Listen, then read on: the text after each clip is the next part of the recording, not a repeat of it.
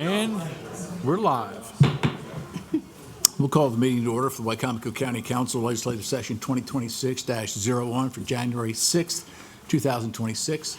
Those who'd like to stand and join us in the Pledge of Allegiance, please do. I pledge allegiance to the flag of the United States of America and to the republic for which it stands, one nation, under God, indivisible, with liberty and justice for all.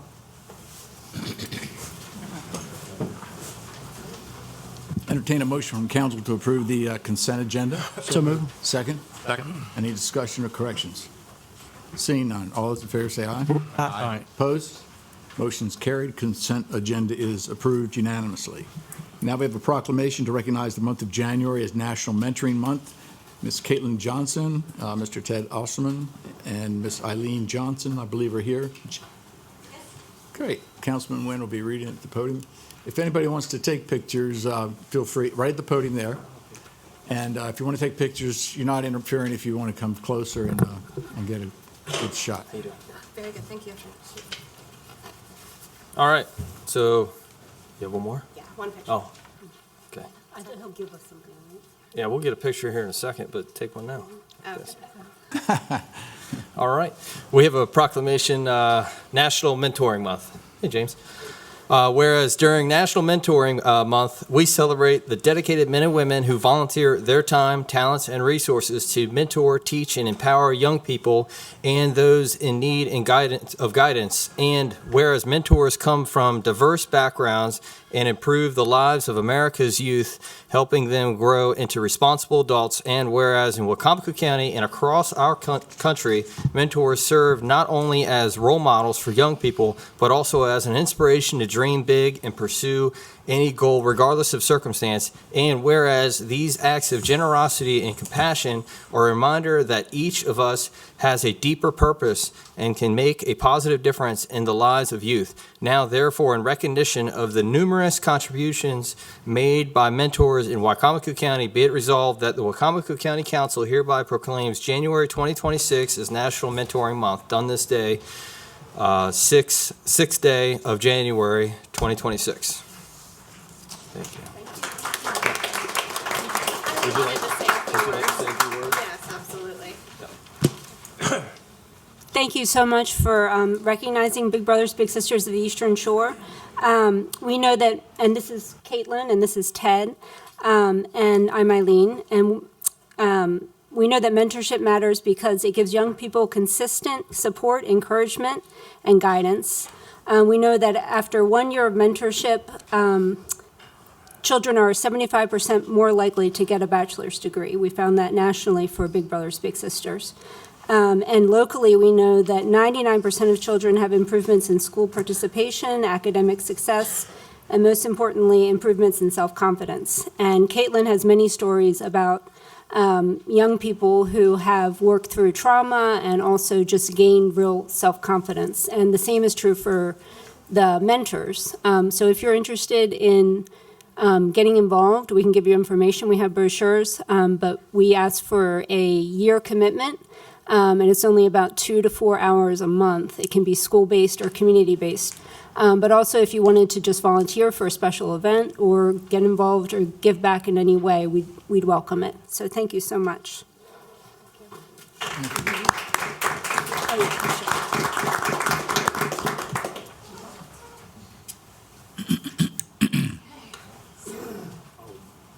I'll stay here because I'm like 6'5".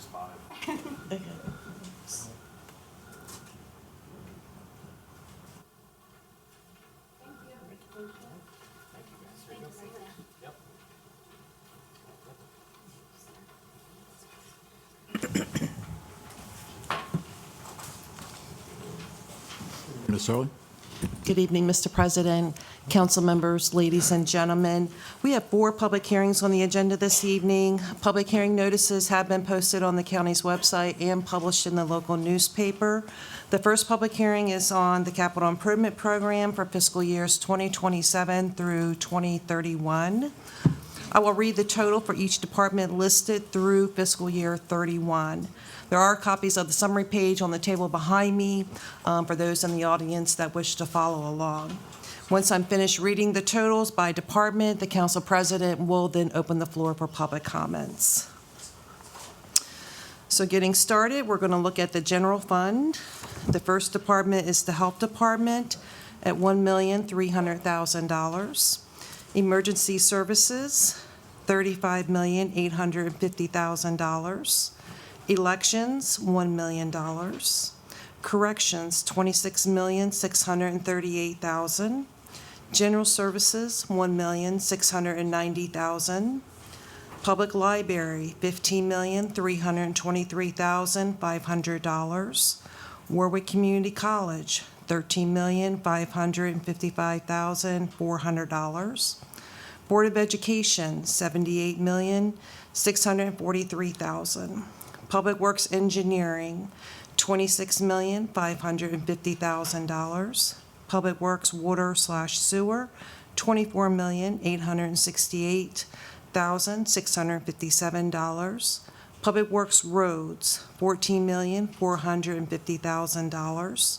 Civic Center, $15,772,500. Recreation and Parks, $29,274,658. Airport, $60,362,839. And looking at our enterprise fund, we have Public Works Solid Waste, it's $39,570,000. Total all funds, general fund and enterprise fund, is $384,848,554. Mr. President. Thank you, Ms. Hurley. This time, we'll open the floor for public comments in reference to the capital improvement program. If you have any comments that you'd like to make, come to the podium, please. State your name, your county of residence, and your concerns. This would be on the capital improvement program only at this time. Thank you. My name is James Darlene from Wicomico County. I'm here to speak in support of continued funding for an item that's been recently added back to the CIP, Connolly Mill Park. I want to talk briefly about the history of Connolly Mill Park. In 2017 to 2019, the executive branch under Weston Young and Company was looking to acquire the 234-acre site known as Connolly Mill Sand Pits. After much back and forth with the council, citizens, community groups, and landowners, the transaction was finalized, and now it's county property. Connolly Mill Park was included in every capital improvement program thereafter, and even escalated to the Tri-County Council Economic Development Strategy under Goal 4, Vibrant Communities. The intent of the land was to use it for harvesting soil for landfill cover and to convert the property into a low-impact public park with Parks and Rec. The county continues to save millions of dollars by sourcing its own landfill cover after accepting this land donation. This is all understood by the citizens and local government, with the expected outcome to be a public park. In 2023, the executive branch decided to contract the property off for 364 days to a private event promoter for an event named Safari at the Quarry. This was a private, exclusive, special interest group event hosted on county taxpayer property with no public input or engagement. The executive branch then removed Connolly Mill Park from the capital improvement program, and then it escalated to the removal from the Tri-County Council, all without public input. This was a huge blow to public trust. Since then, following the closure of Safari at the Quarry through the hard work of so many, Connolly Mill Park has been brought back to the capital improvement program. Please continue to fund this project. It has so much potential. It will enhance the quality of life and stability of Wicomico County. Thank you. Thank you, Mr. Darling.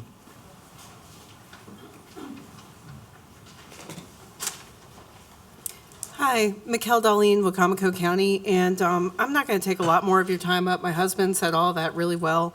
I just want to draw attention to the fact that this issue really shouldn't be the political football that it is. This was a plan that was made with everybody together, with good purpose, with good participation, and we need to get back to that type of governance. where the community works with both branches, and we do things that help not hurt our community. I really want to thank the members of the council for your continued support and for the help that you've given us to keep the eye on this plan the way that it was meant and the way that it should go forward. I want to, give my deep appreciation for that. This will come back for all of us in many ways. This is going to help our health. This is going to help with our failing health grades, our problems with diabetes, with hypertension, with mental health, with all these issues that plague our community. It will come back. And on top of that, parks bring in money. They bring in revenue. They are an economic driver. This will help our economy. It'll help our health. It'll help our people. Thank you for standing for it. We appreciate you. Thanks, Darlene. Hi, my name is Andre Mathias. I'm Mr. Holloway's constituent. This is my first time coming before the group. I read that I could distribute a couple of materials if I have 10 copies. Could I Give to Mr. Benson can just pass them down the line. take one down and pass it? Just to, The thing I would like to speak to and just make a part of the record today is I noticed in the proposed capital improvement plan for Connolly Mill, there's $100,000 set aside in, I believe it's 2030, to begin the process of making a comprehensive plan for the park at that time. What I have presented to you today are two things. One is from the Source Water Protection Plan from MDE. It's the map that has it's sort of green. It has the Paleo Channel wellhead protection area in a bulleted area. That bullet is directly over the parcel that we are talking about when we're talking about developing Connolly Mill. It represents the groundwater that feeds into the area that the Paleo Channel eventually is underneath. And there are two Zone 1 high priority protection areas immediately at the mouth, at the where the Leonard's Mill Pond and Connolly Mill Creek join. So that's the first document. It is an area that has been identified in the past by MDE as a high priority Zone 1 protection for protecting Salisbury's drinking water source. The second is simply from the Salisbury GIS mapping tool, and it shows the parcel, again, that I'm speaking about at the crux between Leonard Mill and Connolly Mill. Everything around, or I should say adjacent property to it, Leonard's Mill and the Henry Parker complex, are already zoned appropriately for conservation. I would simply posit that although we don't have money in the budget between now and 2030 to start even doing much of anything other than planning with that property, I would like to sort of go on the record and say that any decision-making we do between now and that time is reflective of the very sensitive area that is protecting our drinking water. I think it is more important than just the local residents of the area. This is really an important issue for protecting our wellheads for the entirety of the area's drinking water. So I appreciate your attention. Thank you, Mr. Paz.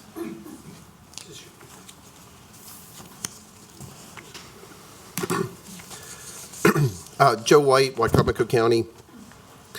I think there's two subjects that are going to come up tonight that are going to show just how important a capital improvement plan actually are. Have as much detail in them as possible and to see through. I mean, this current council and our elected officials, we're going to have a new council. We're going to have new elections coming up, and this is a document that helps bridge that gap as you move forward. There's two subjects tonight that are going to show where poor planning or maybe lack of detail are going to come into focus. One is Connolly Mill, because promises were made. The other is Barron Creek Road. Whether you agree with Connolly Mill or Barron Creek Road, when you look at it, what's frustrating from a taxpayer standpoint is that you see money set aside, you see this stuff go on there, and then it just disappears or money continues to get spent. And I want to bring up a couple that are maybe more in focus right now. One is the Health Department. I'm surprised to see the Health Department in the next CIP only have $1.3 million. Last April, our current county executive asked for $2.75 million just for that one department, just to renovate one building, which is the Verizon building on Mount Herman Road. Now, in this CIP, there is $0 for Verizon building. Now, as taxpayers, we all own this building now. We've bought it, and we don't have a leasee in there anymore. But there is $500,000 for the Fritz building to be renovated. And the Fritz building could be consolidated, possibly, in the next 3 to 5 years into the Verizon building. And then when you go to weapons detection system for the Board of Education, you look at Dr. Stauffer. I was here for his presentation, and Dr. Arbarski, and they asked for $1.6 million on the top end, and yet the CIP has $2 million. If there's going to be cost overruns, I think that the taxpayers are owed to come back to the table and discuss those. Okay, they did a great job on their presentation, but we should be talking about that. What we're also not talking about is anything coming out of the SWOT analysis. Just on December 6th of this past year, 2025, Lorenzo Cropper did a presentation for the second time. The first one was in March, saying there's 3 different ways to do EMS service in the county. All of them were going to cost some amount of money, and none of them are in the CIP. So if we go back to Conley Mill, or we go back to Barron Creek, when you look at how, for Barron Creek Road at this point, we've earmarked $850,000. We've spent over $500,000, and we're not that close to a road. I'm not saying I'm against the road, but that's a lot of money going down the tubes, and I'm not sure where is the end. Yet some of these other aspects, we know where the answer is, and they're not in there. So I'd like to see that remedied. Thank you, Mr. White. Thank you, members of council. My name is Christina Holslander. I'm here on behalf of the Lower Eastern Shore Group of the Sierra Club. We represent Wicomico County, Worcester County, Dorchester, and Somerset. And we are the nation's oldest, longest-running environmental organization. And I am speaking on behalf of the capital improvement project and how it is critically important that Connolly Mill and the plans to develop that as a passive park for the benefit of the community continues to be represented in the document in a way that you all and the taxpayers, the community members, can see what the plan is and how we're proceeding forward. Because as we've heard from previous conversations and comments shared tonight, it's ebbs and flows of information that can change on a dime or on an administration or on a whim. And this property is a really incredible oasis, not only from just a natural standpoint and some of the old growth there and the important watershed that it is for the quality of the water we consume every single day. It is an incredible economic opportunity, and our membership will speak to the fact we brought it up at a meeting a few months ago about how excited we are to get the opportunity to access that property at some point. So even as you plan for what is it going to become and how can we access it, please consider stages of fencing off areas that you don't want us to access yet, but make other areas accessible. And you will see the flow of people coming into Wicomico County to benefit from the interaction of just peaceful time walking through spaces, maybe, observing wildlife, whatever it might be. There is data and research about our well-beings being improved by time in nature. And if you haven't tested that yourself lately, do consider that. Get out in the morning, in the sunshine, early on, and your day will be different than the days that you just stay inside of a building. It is a known thing, and you know it personally if you spend some time with it. Please keep Connolly Mill Park's development in public consciousness in this plan in a way that we can see it, because it is important to us, as you know. So thank you very much.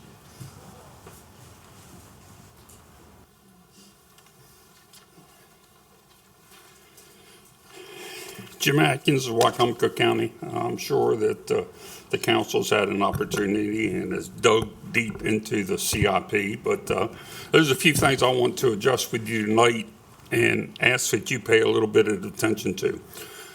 One of the things that the council spoke about this year was security for the government office building.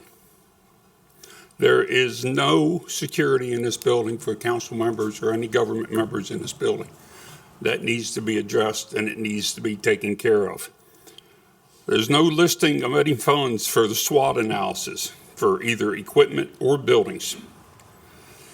You were told at your last meeting that there were no numbers in the CIP because they didn't have any numbers yet. Well, 2 weeks prior to them telling you they didn't have any numbers yet, the Director of Emergency Services sat at that table and gave you numbers. So I don't know why it didn't get down the hall to the people making the CIP, because it was there. The detention center in the old sheriff's office. At the last council meeting, the executive talked about placing EMS crews in the old sheriff's department. As soon as she got done talking about that, all of a sudden she presented the CIP, and the CIP had a proposal for the detention center to be moved into the sheriff's department. So I guess we're doing both. No listing for the Verizon building, as Mr. White stated. Last year, she asked for $2.75 million for the renovation of the building. Didn't have any plans or drawings, but that's what she wanted. This year, there's nothing in the CIP at all. And in an interview she gave with WBOC, she stated that it would cost approximately $1 million. So what are we doing, folks? Delays on the new emergency services building. We've increased the proposed cost on that from $20 million to $24.3 million. And that's 3 years down the road yet. So I would, as a betting person, say that that 24.3 is going to go up even higher.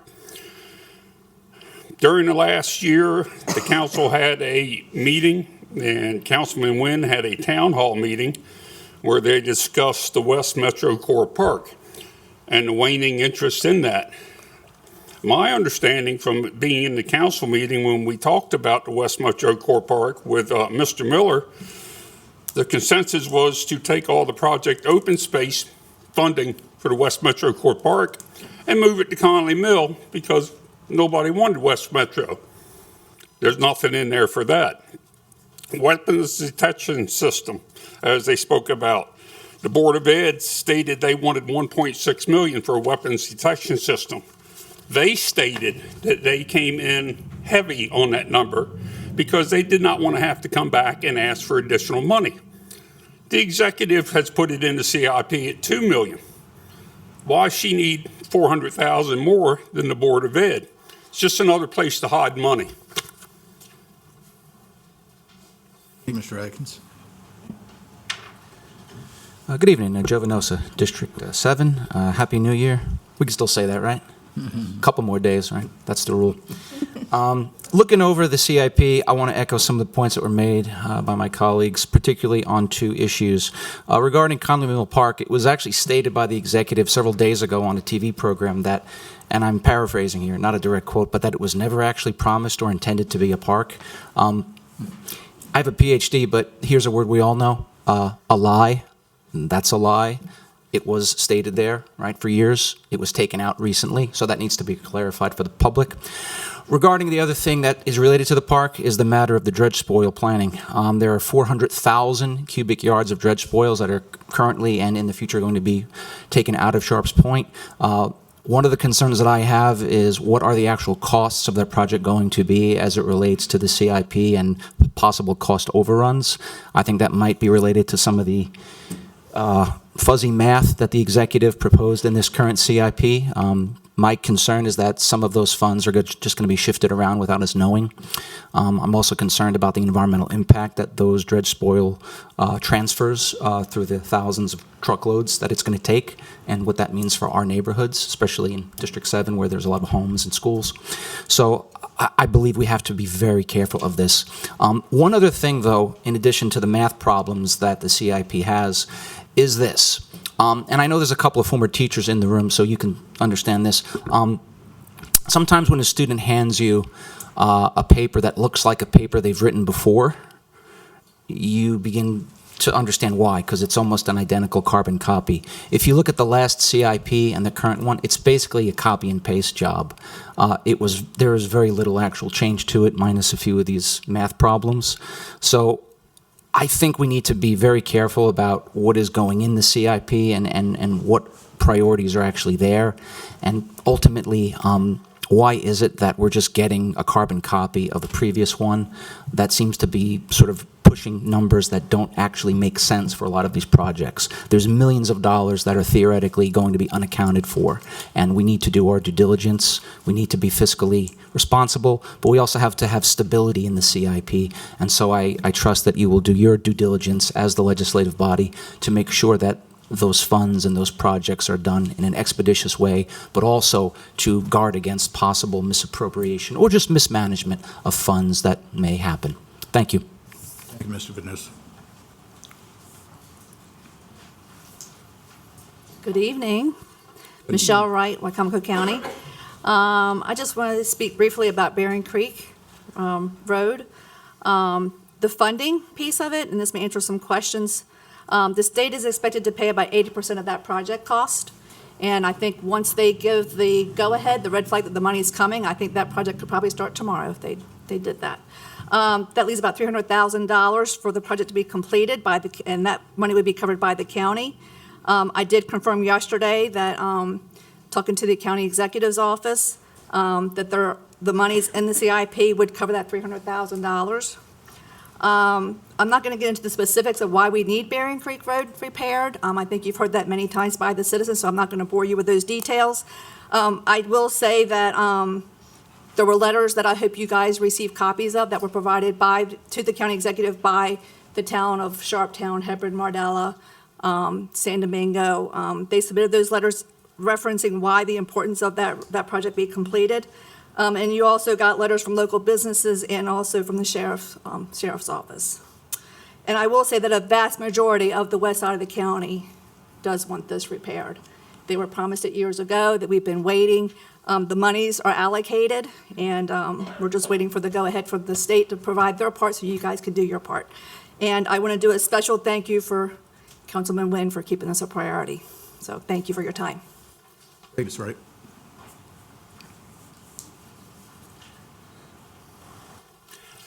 Mike Goldberg, Wicomico County. Nobody's brought up Connolly Mill tonight, so I thought maybe I would broach that subject.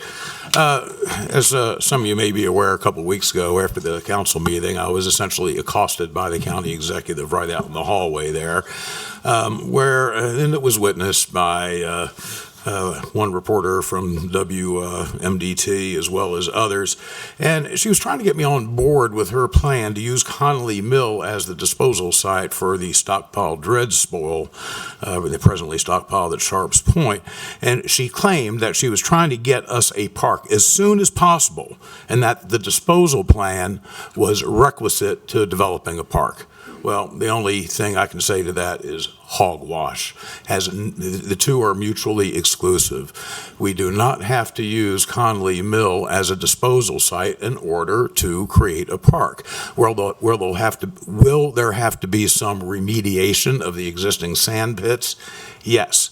But the best way to do that, the best management practice, is to use on-site dirt. It is a dirt quarry. Why would you import dirt, potentially contaminated dirt from the bottom of a river, in order to build the benches or any wetlands that might be desirable for the area around those pits, which would become lakes? So I didn't really appreciate the intimidation tactic that she tried to use on me. Obviously, it didn't work. There's only $100,000 in the CIP in 2030, which will barely buy you a conceptual plan. If there's going to be some remediation using on-site materials, that needs to be in the capital improvement plan. But near as I can tell, as long as this county executive holds office, there will not be. a park at Conley Mill. Switching to a slightly different topic, I'm a little bit concerned about the sources of funding we have for the CIP. We have, other than the enterprise funds, a budget of about $345 million, of which over $168 million is dependent on state grants and loans, federal grants, and two other categories, one called Other and one called To Be Determined. Do we actually have this money? Are these funds committed by the state or by the feds? How are we going to fund all of these projects, particularly the ones that should not be high priority, if we don't have a reliable, committed source of funds? I do encourage the county council to look closely at the sources of funds before approving any of the more optional items that may be contained in this CIP. Thanks very much, and Happy New Year, y'all. Thank you, Mr. Goldberg.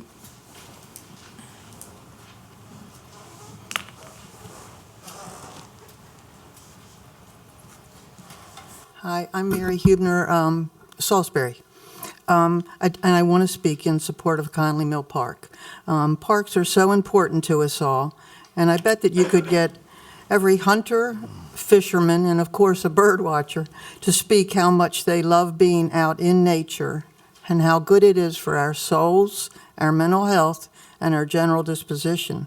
There was a book written about 20 years ago, The Last Child in the Woods, in which the author, Richard Louv, documents decreased exposure of children to nature in American society and how this nature deficit disorder harms children and society. There have been a lot written since this, and how connecting nature boosts creativity and health. I know when I walk in the woods, if I'm feeling low and out of sorts, by the time I've finished my walk, I've generally solved most of the world's problems, not this week, and I feel a lot better. Conley Mill Park has something that is unique, and that is a quarry. For outdoors people, that is a real plus. Water attracts a large variety of animals in addition to giving a sense of beauty and peace. There is something so calming about seeing a large body of water. We can all picture that and how calming and beautiful it is. This park has so much to offer for all of us. And it's good for our brains, our bodies, and our souls, our inner self. And at a recent meeting, I did hear President Cannon say that Conley Mill was off the table, and that's not an exact quote, as far as the dumping sludge there was concerned. And I really commend you for that. Thank you. And let's make Conley Mill Park a reality. It is needed now more than ever. Thank you, Mrs. Huber. Hello, Paula Donalds. Miss Mary, I loved your speech. That includes council to look into ensuring that Conley Mill Park is for everyone. Not just a walk in the park, not just bird watching. Make sure it's for everyone. Look down in Florida. They have parks down there that enjoy off-road events. I don't see Miss Brooks in the audience tonight, but a long time ago, 2 years ago, and forgive me, my voice is weak, but forgive me. She brought up our youth and a great place for our youth to have off-road bikes, motorcycles, events, charge fees, bring in money, allow Jeep events. Mr. Holloway, I truly believe that in the past, and I really don't know your past, but you were a cars type of guy. Bring in events like that. When that time comes, mold this park for everyone, not just the birds or the people walking. Mold it for everyone. Bring the people in, charge fees. I drive my Jeep on Assateague Island. There's a fee for that. $110 a year. Just imagine things like that coming into a park. So when it's time to mold the park, look for everyone, not just certain people up here throwing out certain things. Come to us and say, okay, what would you like? Look at it. Look everywhere and see what's happening. Down in Florida, just one example, rollerblading in the park with, I don't know, there's a special type of pavement that they have to have. So please keep that in mind when Colling Mill Park is to be developed. Thank you. Thank you, Ms. Donalds.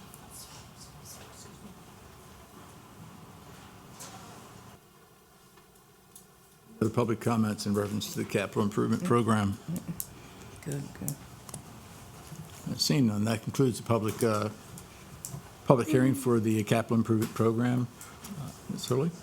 Yep, so next is a public hearing on resolution number 01-2026. This is to approve a memorandum of understanding with the Eastern Shore Baseball Foundation, Inc. and Seventh Inning Stretch LP to formally utilize space at the Arthur W. Purdue Stadium to operate the Eastern Shore Baseball Hall of Fame on behalf of the Department of Recreation, Parks, and Tourism for a period of 5 years. This MOU will grant the Eastern Shore Baseball Foundation approximately 2,700 square feet of space at the stadium to promote the sport of baseball and the history of baseball on the Delmarva Peninsula, as well as 2 parking spots rent-free. The term of the NOU, as previously stated, is for 5 years with renewal periods. And we have Mr. Steve Miller here, Director of Recreation, Parks, and Tourism. If you have any questions, and again, this is a public hearing. So at this time, we open the floor for public hearing on resolution 01-2026. If you have any comments that you'd like to make in reference to this specific resolution, come to the podium, please. State your name, your county of residence, and your concerns.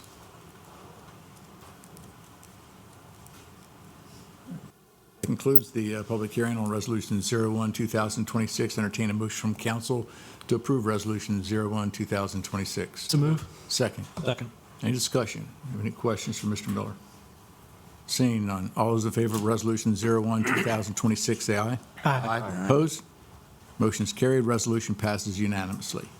Okay, next is a public hearing on resolution number 02-2026. This is approving the renewal of a license agreement with the East Side Youth Sports Council to utilize the county-owned East Side Youth Sports Complex in Willards for a period of 5 years. This is a request to lease the East Side Youth Sports Complex, including the sports fields, parking lot, playground, and concession stand, all located at 7391 East Atkins Avenue in Willards, Maryland. Again, the lease is for a term of 5 years, commencing January the 1st, 2026, and ending on December 31st, 2030.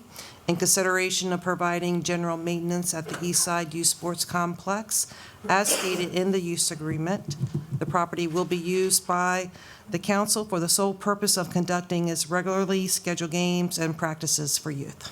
Thank you, Mr. Hurley. This time we open the floor for a public hearing on resolution 02-2026. If you have any comments that you'd like to make in reference to this specific resolution, come to the podium, please. State your name, your county of residence, and your concerns. That concludes the public hearing on resolution 02-2026. Entertain a motion from council to approve resolution 02-2026. Second. Second. Any discussion? Seeing none. All those in favor say aye. Aye. Opposed? Motion is carried. Resolution 02-2026 passes unanimously. Okay, next is a public hearing on resolution number 03-2026. This is to amend the fiscal year 26 capital budget to accept $2,165,281 from the Friends Foundation of Wicomico Public Library for the flagship library on Shoemaker Pond. Again, it's a request to amend the fiscal year 26 budget. This is going to increase the flagship library on Shoemaker Pond project by additional $2,165,281 as category as other funding. So at this time, we open the floor for a public hearing on resolution 03-2026. If you have any comments that you'd like to make in reference to this specific resolution, come to the podium, please.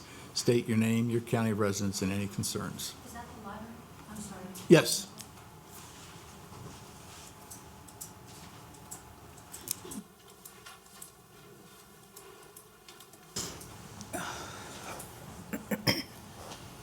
I am so excited to see this library come to fruition.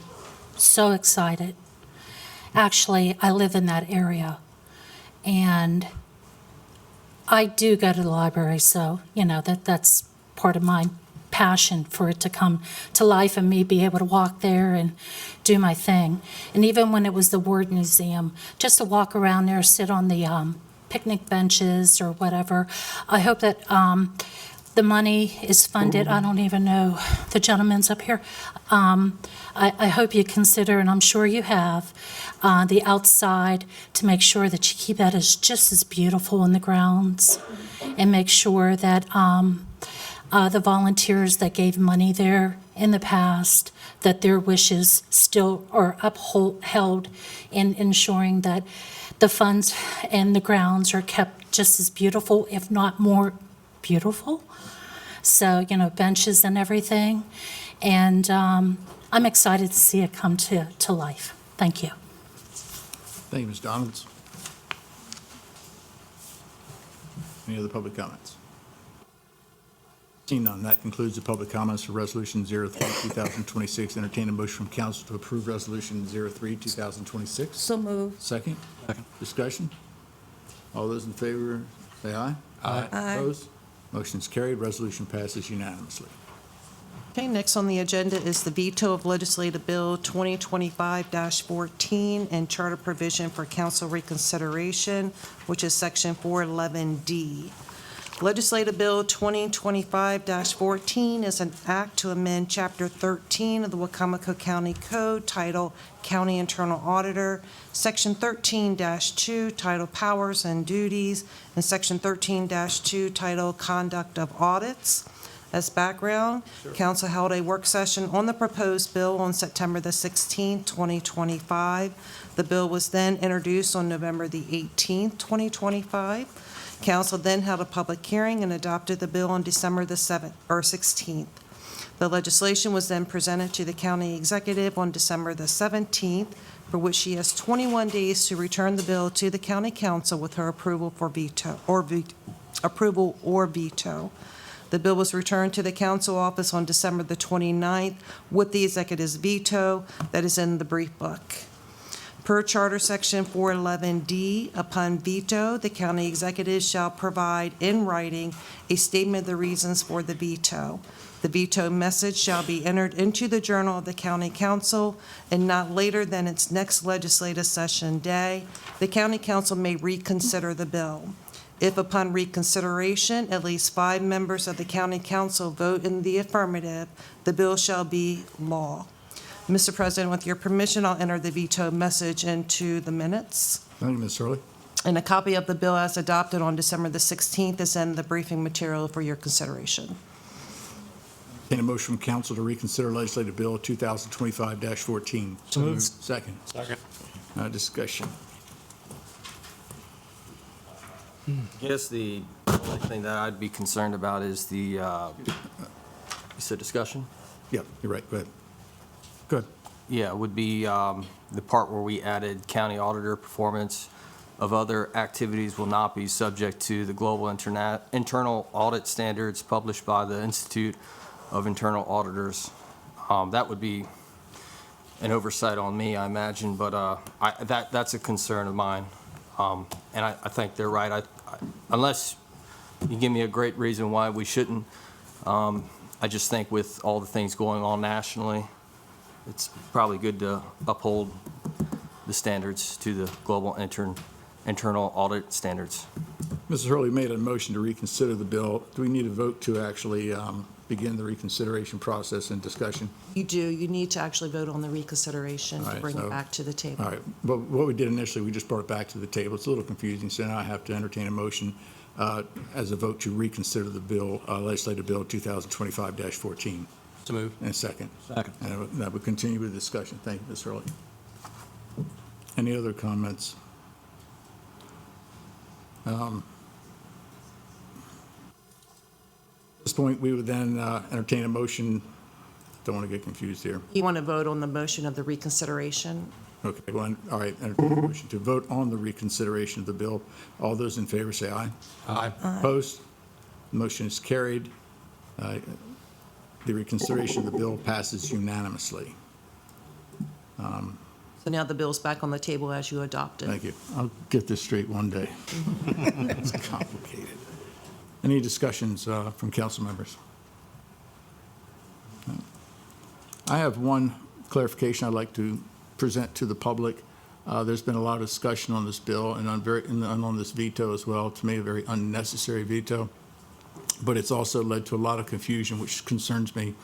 I've had to spend a lot of time on the phone. I've had to spend a lot of time in regard to emails and interviews with media.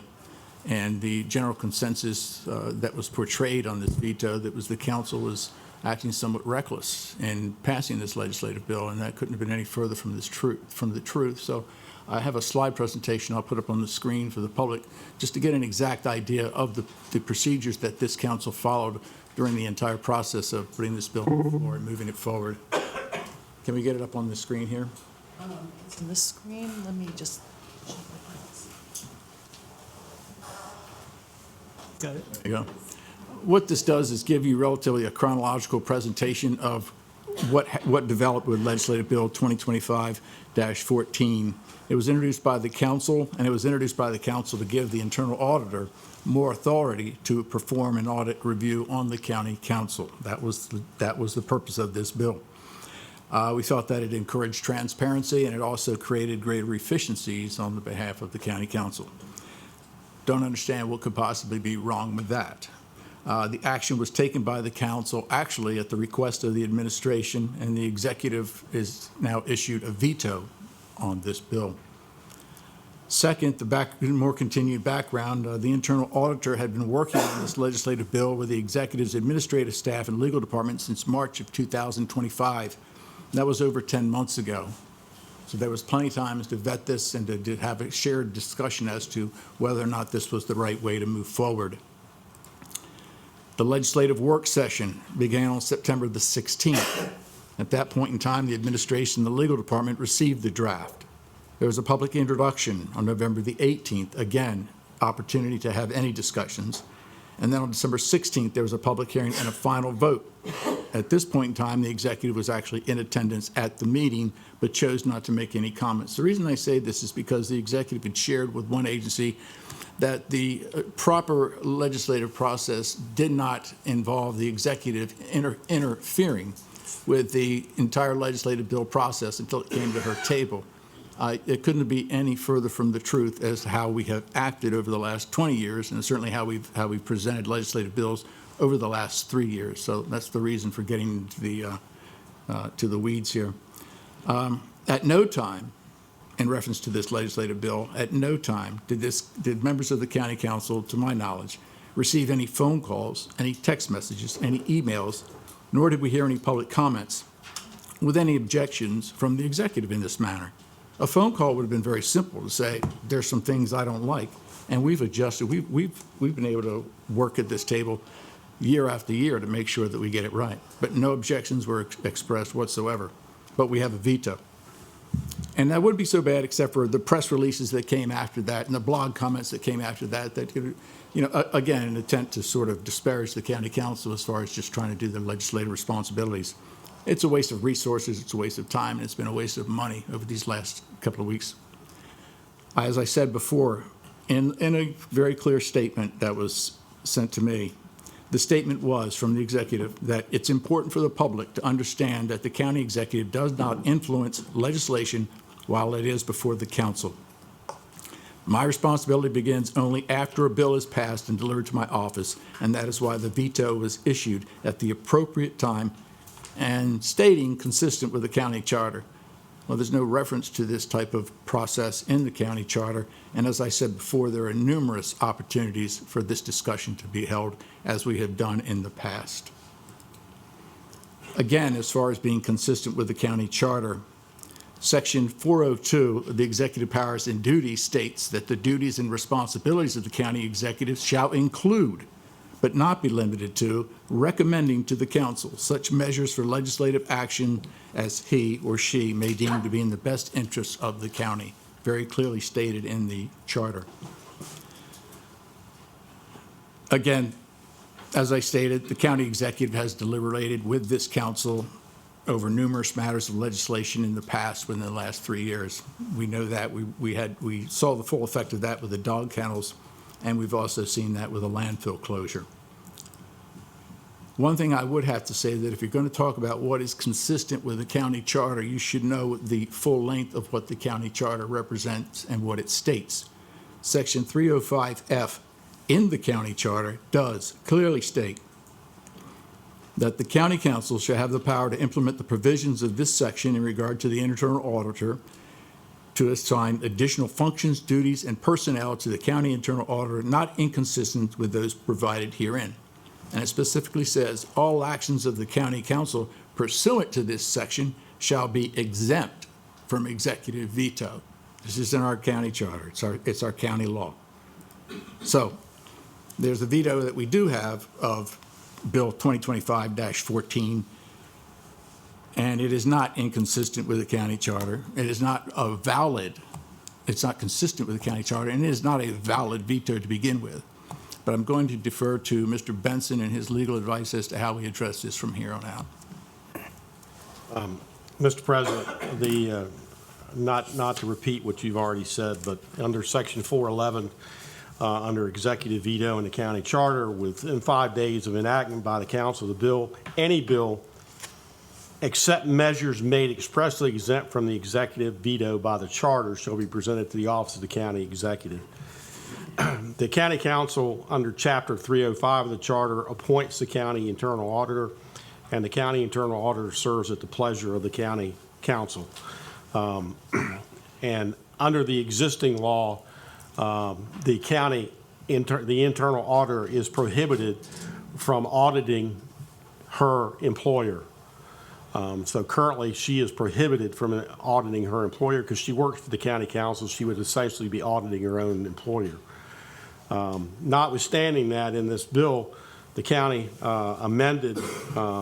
county council amended the existing charter to allow the internal auditor to audit the county council at the request of the county executive.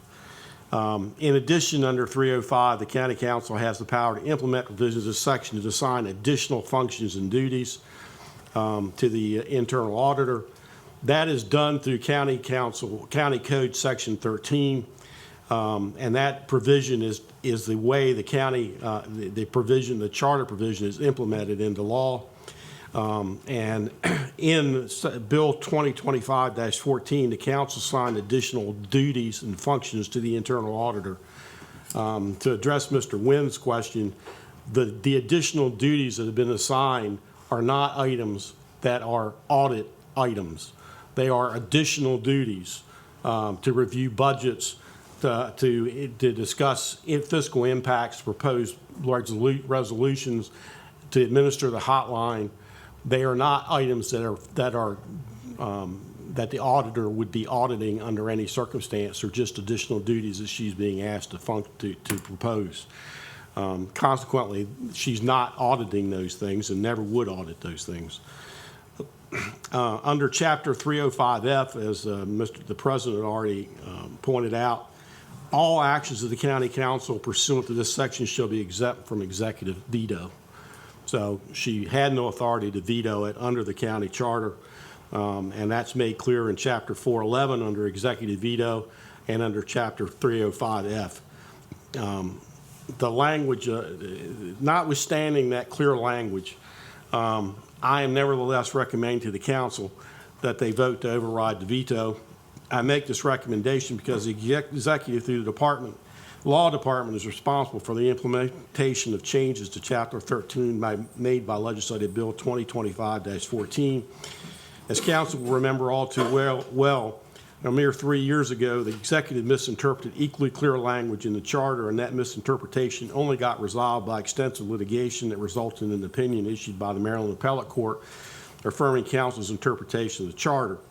In order to avoid a circumstance where the executive refuses to implement the changes mandated by Legislative Bill 2025-14, a vote to override the veto will remove any opportunity for disagreement such that the executive is mandated to implement the changes adopted in Legislative Bill 2025-14. So to again restate it, she had no authority to veto it. She has vetoed it. To the extent that there could be any disagreement about what the language is of the code, whether she's authorized to veto it or not, my recommendation is that that you vote to override the veto. Thank you, Mr. Benson. Any other council comments? Joe? Also, in this is something that's not new, but I want to state these two paragraphs. And this is something that I think our internal auditor has had challenges with. Excuse me. Officers, agents, and employees of the county shall make all records and files relating to the receipt and expenditure of county funds open to the inspection of the county auditor at all times. So that means that when our county internal auditor wants information about how the county dollars are spent, they should be furnished to them. Very clear. Furthermore, an office, department, board, commission, institution, or agency funded in whole or in part by county funds shall make all records and files relating to its powers, duties, activities, organization, management, and performance open to the inspection of the county auditor at all times.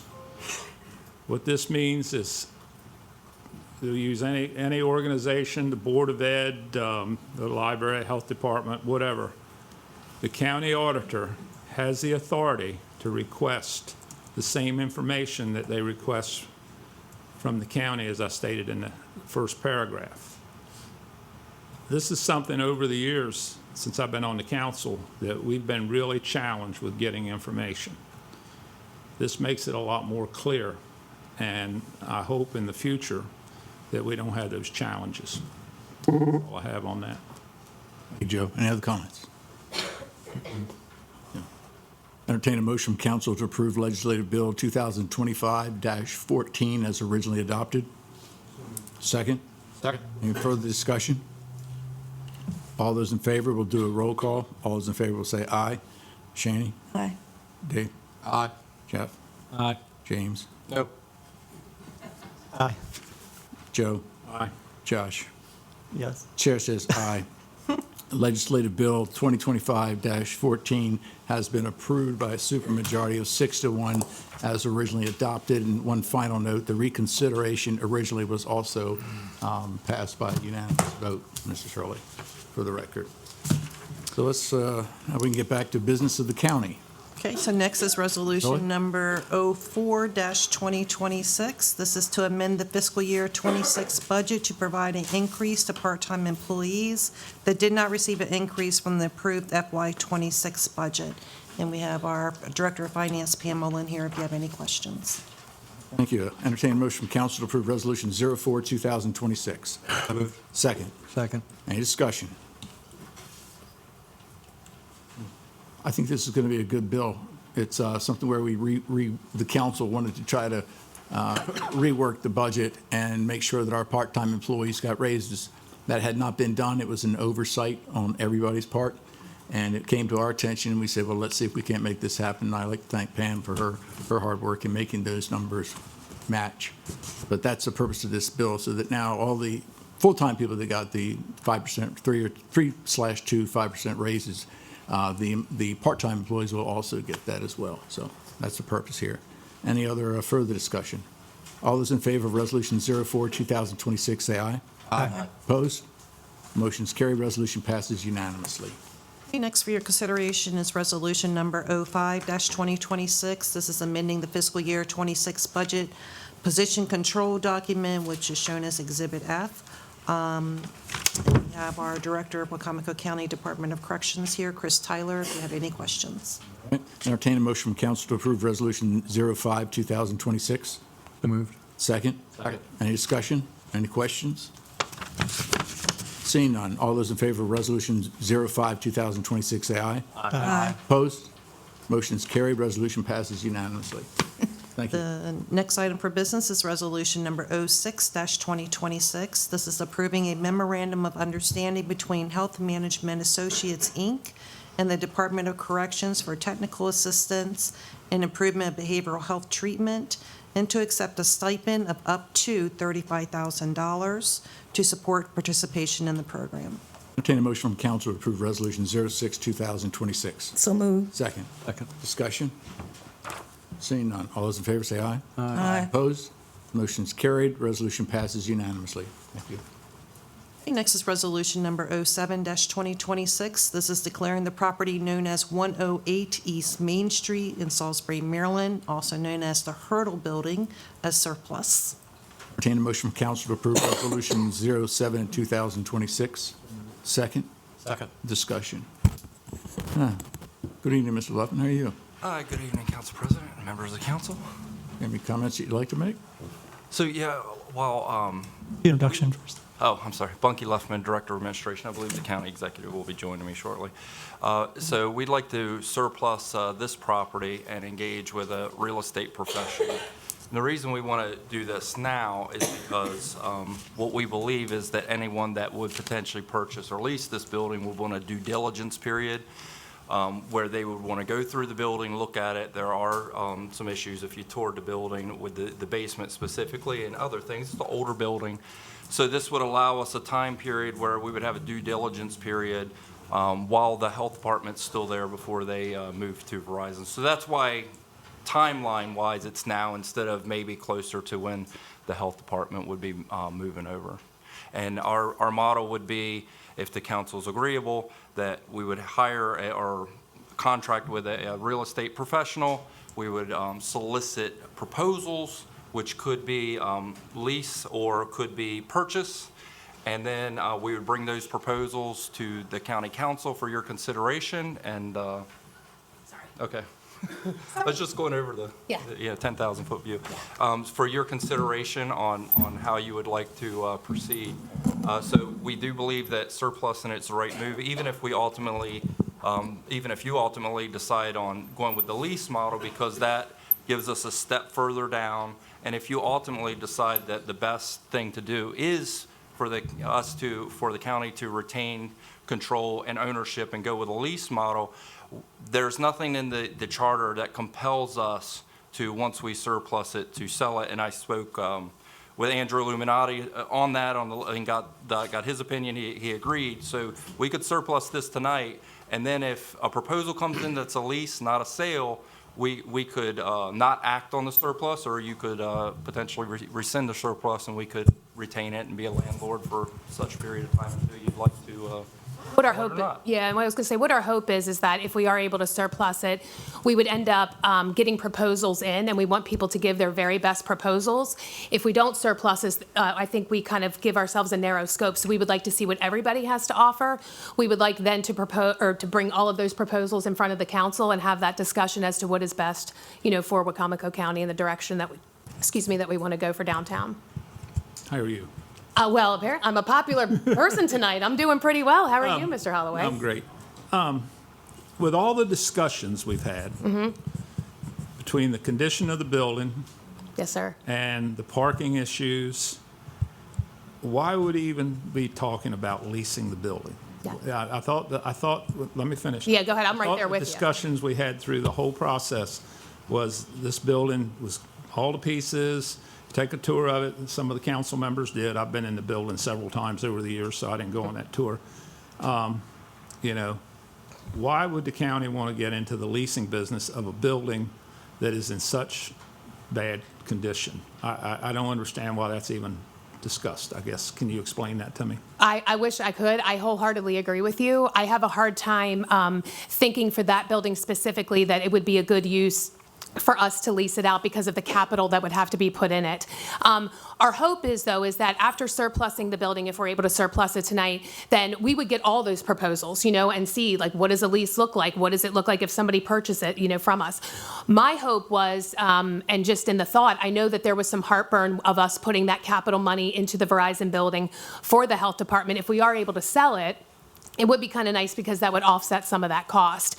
I agree with you, actually. Like, my hope would be not to lease it, but we didn't want to turn down any opportunity. Take note of that, please. Yes, another time. Look at us, Joe. This is 2 times. 7:08 p.m. But Yes. Anyway, I just think that part of that conversation ought to go away, really. I mean, we've had, I don't know if you've had engineers do studies on the building or whatever, but, Basement is a little tough. Keith did have a study done in 2023 that I can send to you. I don't know if he sent it at that time or not by Alan Sharif, I believe, and it went over some of the issues for sure.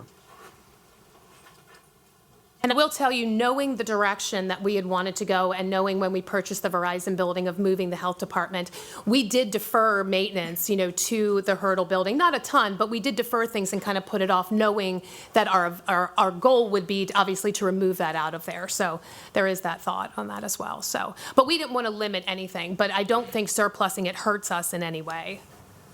What, do you have a timeline? You mentioned, Bunky, moving into the Verizon. Do you have an idea on that timeframe yet? So my understanding from Matthew McConaughey, our health officer, is that he has, the drawings and he's got renderings and he should be in front of you very soon I believe within the next meeting or two to discuss with you his build out. And then that's when I would have that's when we'll have a firmer grasp. And it's also going to depend obviously on the council because as I think one of the public said, we had during budget, we had talked about 2.7 million. Maybe, I don't know if that's the right number you guys want to do. Maybe you see these drawings and you think, well, do you really need this or that? I don't, so it's hard to have a timeline before your discussion with the health officer. But it's got to be pretty far out there if we're considering any degree of renovation work. So, anybody can guess at it, but you're probably more than 6 months, 9 months, if I had to sit here and guess. Yeah, I think I think that's a fair, accurate statement, yeah. I agree with Joe that we should keep the lease out of it because, it's in the city of Salisbury, and the city of Salisbury has a code. Enforcement's more stricter than the counties. And I think that if you want to sell the building, just sell it as is and let the people pay for the renovations if they choose to buy it, and just pay as is. Okay. For the Verizon, go ahead. Just getting clarity, I guess I didn't quite follow the understanding of why surplusing it tonight would give more options, or am I misunderstanding that? So this would give potential entities that would want to purchase it or what have you, a chance to have like a 6-month due diligence period. Because like I said, the basement has some issues and it's an older building.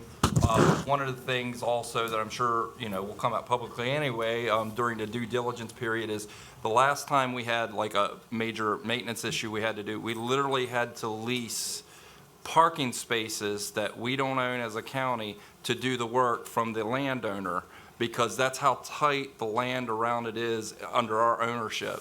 So there's some issues like that also.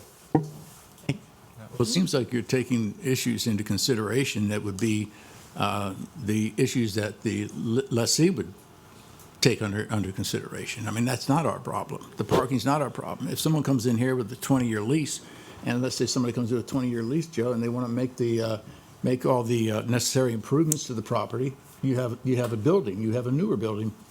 So that's really the point of considering the lease and not just throwing it out, not throwing the baby out with the bathwater. Right. A viable lease could possibly rejuvenate the building and at the same time give you 20 years of revenue. I don't remember seeing anything about the Verizon building in the CIP. Is that correct? Right now, no, we didn't because we still didn't really know. We had put it in before and put it in the budget and then the council had cut that. So I knew that Matthew was going to come before you. Our hope is it's not going to be in this CIP. We would hope that we would do a budget amendment once he's ready to go, that we would be able to do it prior to July 1st. Right, but my thought there is that it's a 5-year CIP and it's a plan. So I would expect there to be some type of planning in place, especially if you're going to decide that you want to surplus this building, and yet you haven't even figured out if you're going to sell it for the next 6 years because you can't move for the next 5 years because you can't move anybody out until the Verizon building's done.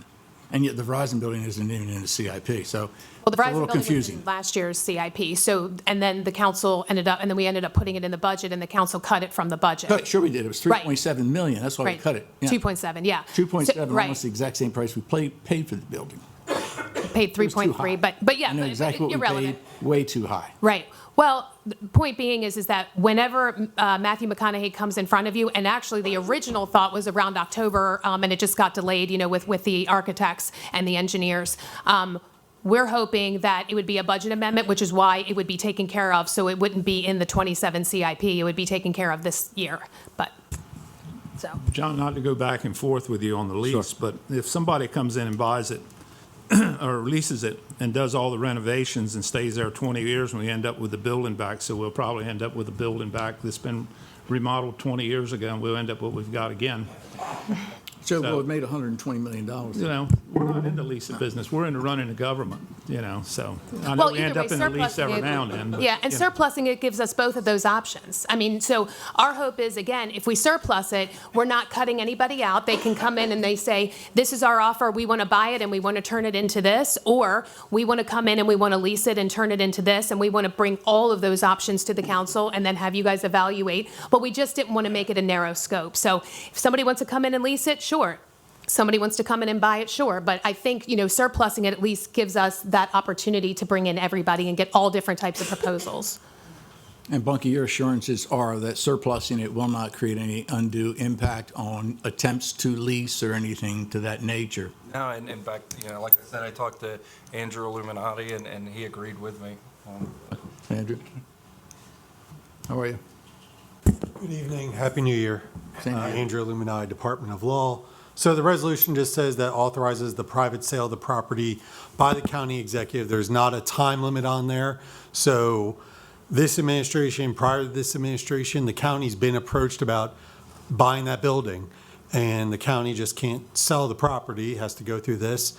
And not every surplus is as clean as the SU exchange for the former Ward Museum. And even that has taken a while. When lending's right, when developers are ready to move, they want to make an offer, they want to buy a building. Surplusing it just puts it on the rolls of, this is available. Council's still going to have to approve any sale or any long-term lease, so the ultimate authority still lies with council at the end of the day. This is just putting the business community on notice, this building's for sale, come give us your best offer, or available, come give us your best offer. And the county's under no obligation to accept that. There's no punishment because it's surplus that all of a sudden we're going to start paying taxes on our own property or something of that. So had the resolution articulated sell within the next year, that would be a different story. It's open-ended. It can remain on the books as long as council deems it necessary. Yeah, as long as it doesn't restrict our options, I'm okay with it. Just don't want to get the cart before the horse. Jeff? A couple things, just for clarification. The $2.75 million in last year's CIP was removed because at that time there was no plans and no ink on paper. It was, I believe we called it a blind man in a dart contest.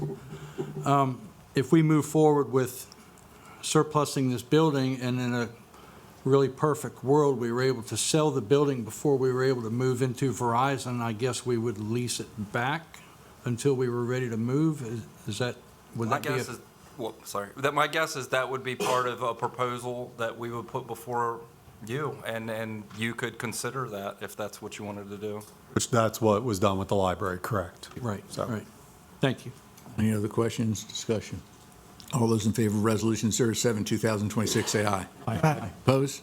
Motion is carried. Resolution passes unanimously. Thank you, Andrew. Next for your consideration is Resolution Number 08-2026. This is confirming the meal rates in Chapter 14, Travel, Meals, and Lodging of the Personnel Manual. Entertain a motion from council to approve Resolution 08, 2026. Second. Second. Any discussion or questions? Seeing none. All those in favor of Resolution 08, 2026, say aye. Aye. Opposed? Opposed. Motion is carried 6-1. Resolution 08, 2026 passes. Okay, next is a submission of appointments to the Water and Sewer Technical Advisory Thank you, Bunny. Committee by Mr. Stephen Lakin, our Assistant Director of Administration. Evening, Steve. Mr. President, Council, Happy New Year. I have 4 appointments for you this evening. First, County Executive recommends the appointment of Matthew Drew to the Water and Sewer Technical Advisory Committee, and I'm formally submitting his credentials for your consideration. The committee aims to guide the implementation of the county's water and sewer master plan, ensuring adequate water supply, efficient wastewater collection and treatment, compliance with environmental standards, and providing expert recommendations on infrastructure development and addressing septic system challenges. I have 3 more. Do all 3, yeah. That'd be great. Sure. Yeah, thanks. The next is County Executive recommends the appointment of Austin Whitehead to the Water and Sewer Technical Advisory Committee, and I'm formally submitting his credentials for your consideration.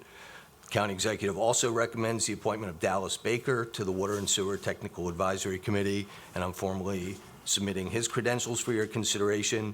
And lastly, the County Executive recommends the appointment of William McCain as an alternate to the Water and Sewer Technical Advisory Committee, and I'm formally submitting his credentials for your consideration. Thank you, Mr. Lakin. Before you use resolution number 09-2026, this is confirming the appointment of Matthew Drew as a member of the Water and Sewer Technical Advisory Committee. Can a motion from council to approve resolution 09-2026? Mr. Cannon? Second. No, second. Discussion. Joe? I'd like to postpone all 4 of these, and I'll tell you why. These were never advertised for anybody to serve on these. I received an email today from Mr. Luffman, basically said they were handpicked. We received a lot of criticism here a few weeks ago with the appointment of the Compensation and Allowance Commission about how the council chose those members, which we ended up placing on that commission everybody that applied. Now, in the case of these 4 individuals, this doesn't really matter about them. It's basically the process. The process wasn't followed as we were criticized for following before. So I'd like to make a motion that we postpone this until this is advertised and everybody in the county, anybody in the county has an opportunity to apply to be on this commission. Motion is second. Second. Motion is second. Can we respond to that? There's Are we no able? discussion. Oh, sorry, okay. Yeah, there's no discussion. Well, okay. We'll do this by roll call. All those in favor. Mr. Holloway? Yes. Motion to table, yes. Motion to Motion to postpone. table, you're right. Yes, motion to postpone, you're right. Mr. Hastings? Aye. Wynn? Councilman Wynn?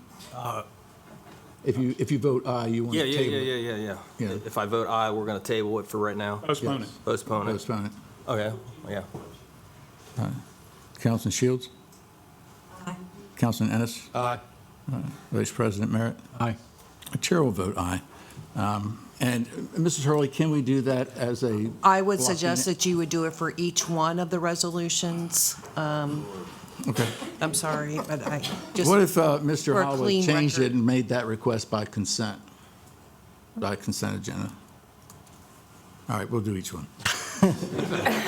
That's the resolution for number 9. So let me read, you've taken care of the postponement for resolution number 9. We're going to move on to resolution number 10. Entertain a motion to approve resolution 10, 2026 for discussion.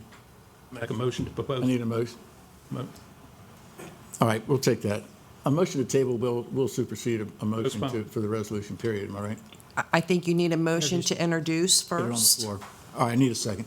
We have a second. Joe? Motion to postpone. Second? Second. Any discussion? All those in favor, say aye. Aye. It's unanimous. Resolution 10-2026 has been postponed. And the next is resolution number 11-2026. Entertain a motion to approve resolution 11, 2026. Second? Second. Discussion, Joe? Motion to postpone. Second? Second. All those in favor? Aye. Opposed? Resolution 11, 2026 has been postponed unanimously. And then the last one is resolution number 12-2026. Entertain a motion to approve resolution 12, 2026. Yes. Second? Second. Discussion? Joe? Motion to postpone. Second? Second. And a second. Discussion? All those in favor of the table, say aye. Aye. Opposed? Put it out. Motion, resolution number 12, 2026 has been tabled unanimously. Mrs. Hurley, will this give us time with the process? Well, it's not a legislative bill, so there's not a 45-day stipulation. Am I correct? It has to be, but here's a question. It's supposed to be by the next meeting. Yeah, it's postponed, not tabled. Postponement would be for the next It was meeting. just postponed, so it wasn't postponed to a specific date. Okay. So I can certainly work with Mr. Lakin here to make sure that we can get this back on the agenda as soon as possible. Can we get some clarification? Yeah, Mr. President, may I, point of privilege, may I Certainly, make a certainly, statement? yeah. So it's our understanding that the executive's not required to advertise the positions. Mm-hmm. And historically, in many cases, that has been, in fact, the case. And it's, as has been custom, it's her prerogative to recommend the appointments, and then it's the prerogative of the council to either confirm them or not. That's been, as I understand, the history. These four candidates that we brought before you today have impeccable credentials. They're eminently qualified. Two of them are professional engineers. One of them is the former director of public works for the county. And so these people, you probably wouldn't get any better candidates than the ones that we're putting forward to you today. So we understand your position, but it seems contrary to what's been done in the past, and we frankly take exception with your tabling this motion. You could vote it up or down, but to table it doesn't seem appropriate. Postponing it is even better because it gives you a chance to put it out there for other people to apply. But I'm not doing that. But that's who the executive. These are wants who. to put forward. All right, well, excuse me. For a technical advisory board, for something as specific as this, professional engineers, these people are, they're volunteering their time. So this is a volunteer position. So the people that we chose were two professional engineers and two other people with real estate backgrounds. And I will tell you that those specific people were actually recommended by Amanda Pollock, who is quarterbacking this. She said we need professional engineers and we need the real estate community. Did you want to go ahead and comment on any of that? I know you. I don't want to drag this out because the vote's been taken, so I don't want to drag it out. Yeah, We do I understand your concerns, and we do recognize the fact that if you were to advertise every single commission, that the cost would be exorbitant. We would not be able to do that. I think the issue here is that Mr. Holloway, regardless of the individuals who are noted, Mr. Holloway is just requesting that it be advertised, and we'd appreciate if you would follow through with that, at least do that. Online, you can advertise it, if you want to buy. We're just asking, we know you're not going to agree with it, you're just asking you for consideration to move forward with it as requested, and then hopefully we can get back to this in 2 weeks, Just really 4 hope it weeks. doesn't discourage those that have volunteered, Yeah, we to do hope that. so. Yeah, there's some good candidates there, I agree. Yes, Ms. Hurley? I do want to point out the charter does give a time limit. It's 45 days. Okay, it's 45 days, so Or a postponement. see what you can do. We It's we 45 appreciate days it, and your hard work. and let's see what comes back. We will accommodate the council's Thank you very request. much, appreciate it very much. One question. Yes, Shani? My concern is, when people come to me and ask me the question, You get closer to the microphone so the old gray-headed guy can hear you. not that you in the microphone. My concern is, I get calls. I'm the minority on this council. And people come to me, how did so-and-so get on this board? How can you get on the board? And if you handpick people that you want on the board, I know a couple of these people that you have appointed, and I agree like Matt, because I know him. But the concern I have, we are a diverse community. And there's other outreach that you can do to get diverse people on these boards. And I think that we need to try to find people that in the minority. You got a university here, you got three, Warwick, UMES, and Salisbury University. You need to contact people, because how can young people get the experience in this kind of field if they graduate with an engineering degree and we don't allow them to get involved in our community concerns?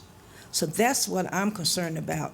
We are a diverse community, and we need to stop handpicking people, because I have no way of knowing anybody. I can't answer the question why, because I don't know why, So I think some people don't look at PAC 14. Some people, well, we need to learn professionally, maybe education on how, when these boards come up, they need to look at the website on, the boards and commissions and everything. But we need to make sure that we represent the community that we represent. We also need to make sure we get the very best for this, because this is public water and sewer. We want to get this done right the first time.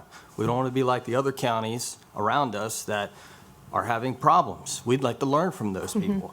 And I think one of the choices you had was he works in Worcester County with their public sewer, their public works, and I think he'd be a great choice. And there's a few other ones on there that they're all great choices. So I don't disagree with Joe. I think it's a good idea, to advertise it, but ultimately it's your discretion on who you choose. So I look forward to seeing those choices back. Thanks. And we have worked with the public, as the executive mentioned. Amanda Pollock's been running point on this, and we've worked with the Greater Salisbury Committee and the Greater Salisbury Chamber of Commerce, who vetted these individuals, and it was their recommendation after we vetted with them that they be the ones that we select. So they've been at the forefront of this from the very beginning, continue to be involved, and that's, the community involvement. Recognize that 100%. Thank you very much. Ms. Hurley? That's all I have, Mr. President. This time we open the floor for public comments. If you have any comments that you'd like to make, come to the podium, please state your name, your county of residence, and your concerns. Yeah, thanks. Joe Venosa, District 7, Wicomico County.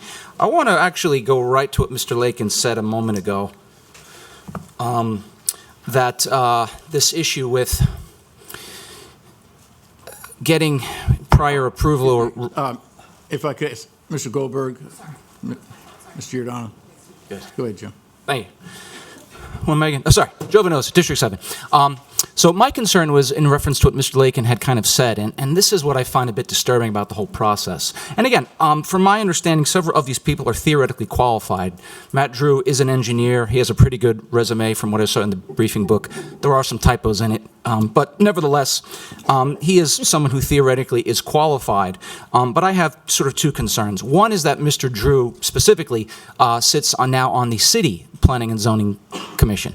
And I have concerns based on the fact that the council and city agreed to have separate boards, that this kind of goes against the very spirit of what was put forward by both entities. So it seems kind of curious and, again, a little bit worrisome that we have so many of the same people in the good old boy system of these boards and commissions.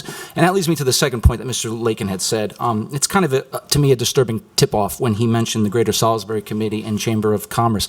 I understand that these entities have people in the community who they know, who they sometimes recommend, but it is not the job of the government, of the elected officials, to solely serve at the discretion of certain business interests. Yes, they can contribute, but I think this goes to the point that Mr. Holloway said. Let's have the community be aware of what is going on with these commissions and these entities. Let's see who else can put in their names. Maybe they are better qualified.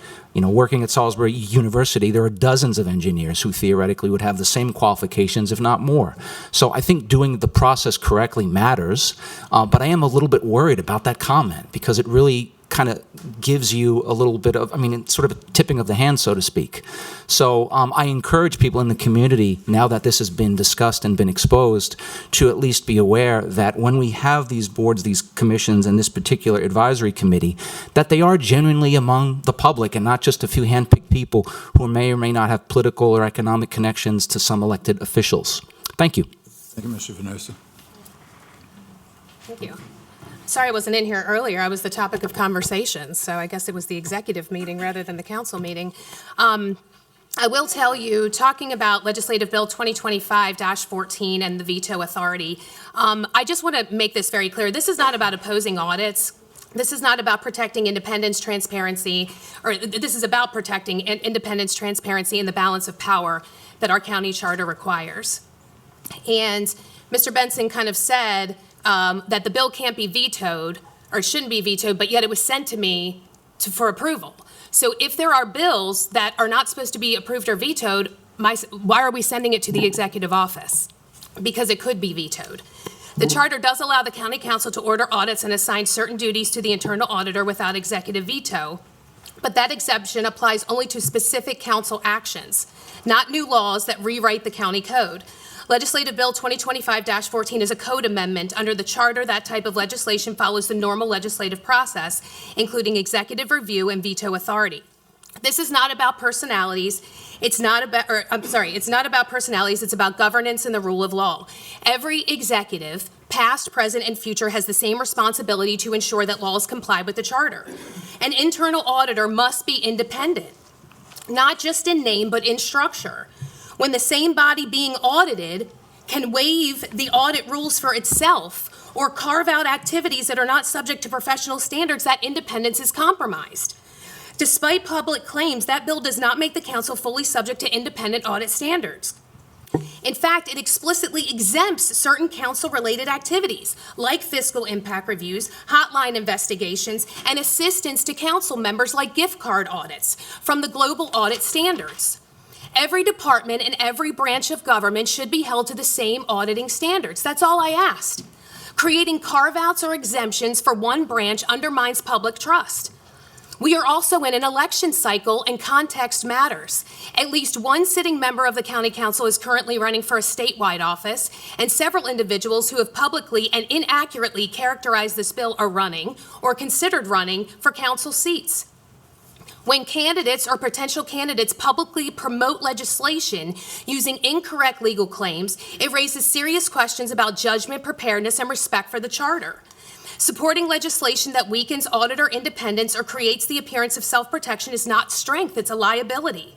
Voters expect transparency. I hear it all the time in this room. Accountability and equal application of the rules. Legislation like this invites skepticism, damages credibility, and creates unnecessary risk for anyone who supports it, especially those asking for the public for their vote.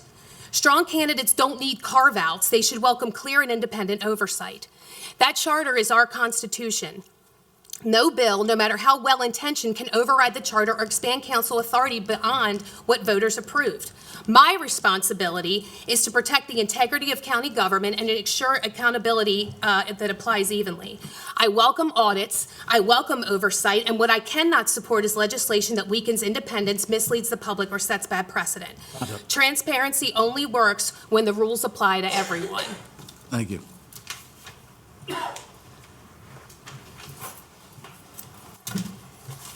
Well, that's a hard act to follow. Mike Goldberg, Wicomico County. Speaking of process, and with respect to the executive's press release regarding her veto of the audit bill, I would point out that the press release was only posted on a third-party, for-profit blog page on December 30th. It was not until yesterday that the press release was posted on the county's official website. I have a problem with this. First of all, not everybody has access to this particular blogger's webpage because, as we all know, we know who I'm talking about, this individual blocks readers, they delete posts, so we simply do not have access. I would request that this council consider legislation that would require all press releases, whether they originate from the county council or from the executive, that they must be posted first on the county's official webpage. This is, at the very least, an ethical violation, the executive's conduct in this regard, and I will be filing an ethics complaint on this. But when you consider that it's a for-profit site, and on the executive's personal Facebook page, she actually directed readers to this third-party for-profit blog site. So that individual makes money because the county executive is actually directing people there, and in exchange, that individual, the proprietor of the blog site, provides unfettered support to the county executive. I consider this possibly to be collusive, and I think this should be potentially referred to the to the state's attorney for investigation. On a slightly different matter, we finally heard one of my fellow citizens suggest that Connolly Mills should be an off-road park. We finally heard one, despite through all of the multiple venues that this has been discussed, and you've overwhelmingly heard for citizens that advocate for a low-impact park as was originally intended. Having an off-road park next to a residential neighborhood is disruptive, will impact real estate values, will impact the quiet enjoyment of homes. It cannot coexist with wildlife in their natural habitat. This two simply cannot coexist. But she did mention that Shoemaker Pond, where this individual lives, that might be a great site because it has the lake and everything to have an off-road park. Obviously, being a decent person, I wouldn't seriously suggest that, but it just shows how ridiculous some of these suggestions are. Thanks. Mr. Goldberg.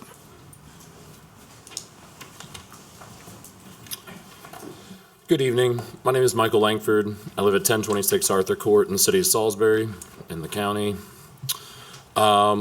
I guess I have two things. I want to commend the council's commitment to the audit and overriding the veto from the county exec. I think that was the prudent decision.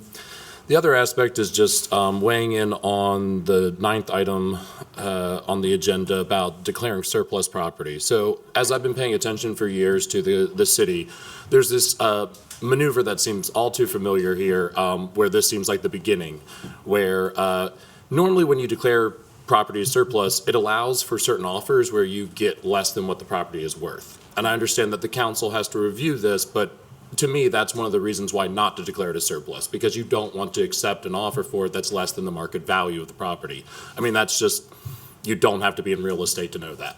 So it seemed nonsensical. I don't think it should be declared a surplus. I didn't really hear any logic or, I don't know how the public can't have input or that there can't be private investment with it not being declared surplus. You can put something on the market without, moving out next week. So just wanted to speak to that and common sense being used. Thank you. Mr. Langford. Joe White, Wicomico County. Something the county executive just said that I do actually agree with very vehemently, and I would encourage you, and I've been showing up here the last couple of years. I'm going to continue, but everything should be on the table evenly. My understanding is that PKS does audit both the council and the executive branches. That audit was actually due at the end of December. Last year we were 3 months late. This year we're going to be at least 1 month late, which I guess some would say was progress, but as the county executive said, and I do believe, our charter is like our Constitution, so let's follow it. Let's get that done. As far as the sanitary district, the advisory committee, you could debate the merits of the four folks on there, and I think one good point was brought up about a conflict of interest with the city of Salisbury, and I would tend to agree. I have a solution, I'd like to try to be solution-based. But you could have more than 3 people on this committee. You have some areas that are going to be impacted by the sanitary district that don't have town governments. You take San Domingo, Parsonsburg, Allen, some of those outstretched areas, but also Del Mar. Del Mar is a bi-state town, and their wells are in one state, and their water district isn't, or their wastewater is in another. Those folks need to have representation on this. Yes, they're not engineers, but they're the taxpayers. They're the customers. And when I'm looking at a business deal, I'm gonna refer to my customers to see what their needs are and how they'll be impacted, and are they willing to pay. Finally, I see in the work session you're going to consider the compensation committee work, and I was a part of that committee. Obviously we talked about how much work went into that. And for someone like me, I voted for the county executive position to get an increase, and I hope that you consider that. I do want to say on a personal level, if you look back at the minutes, not all of us agreed that the county council should get an increase, and I don't believe they should. It was a 6-4 vote there. Again, that's public record. It was in the minutes and on the videos, but I think you need to carefully consider. I do think when we considered our sheriff's office, when we compared it to a lot of other counties, our sheriff's office seems like it is vastly underpaid for the jobs that they are done. So I hope you do consider that wisely, and all those videos are up on YouTube. So thank you. Thank you, Mr. White.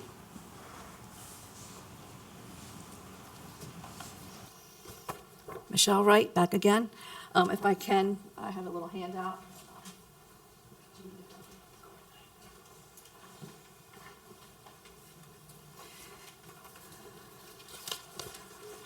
This is pertaining to the discussion you're going to have about the Board of Education's compensation. I know you did receive some information, and some of this is a duplication, but I did expand on those numbers a little bit so that I could kind of simplify it a little bit.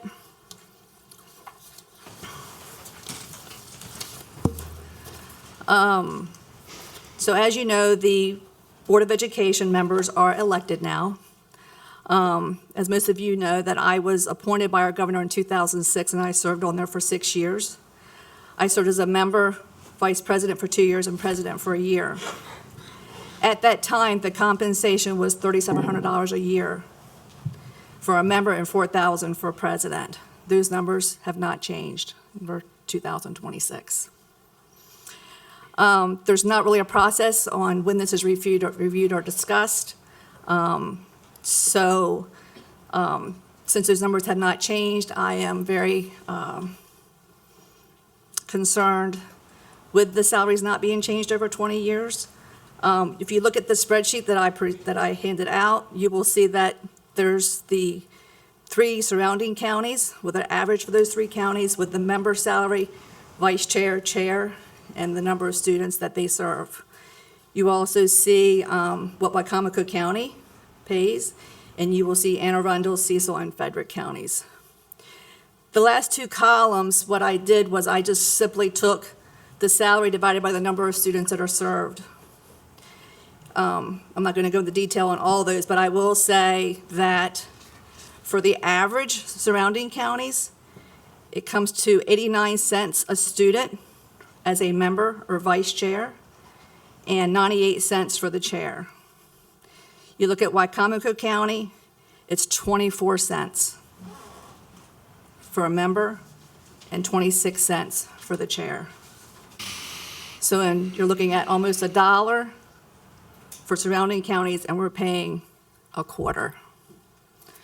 In the last column, I just estimated, I know when I was on the school board, and I don't think that anything has really changed, I would spend 20 to 25 hours a week on Board of Education business.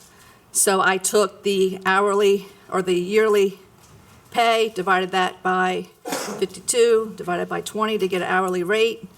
So basically, Wicomico County Board of Education members are getting paid as a member or vice chair $3.56 an hour, or if you're president, you're getting $3.85. Just trying to keep it simple. So I'm very interested in hearing the discussion.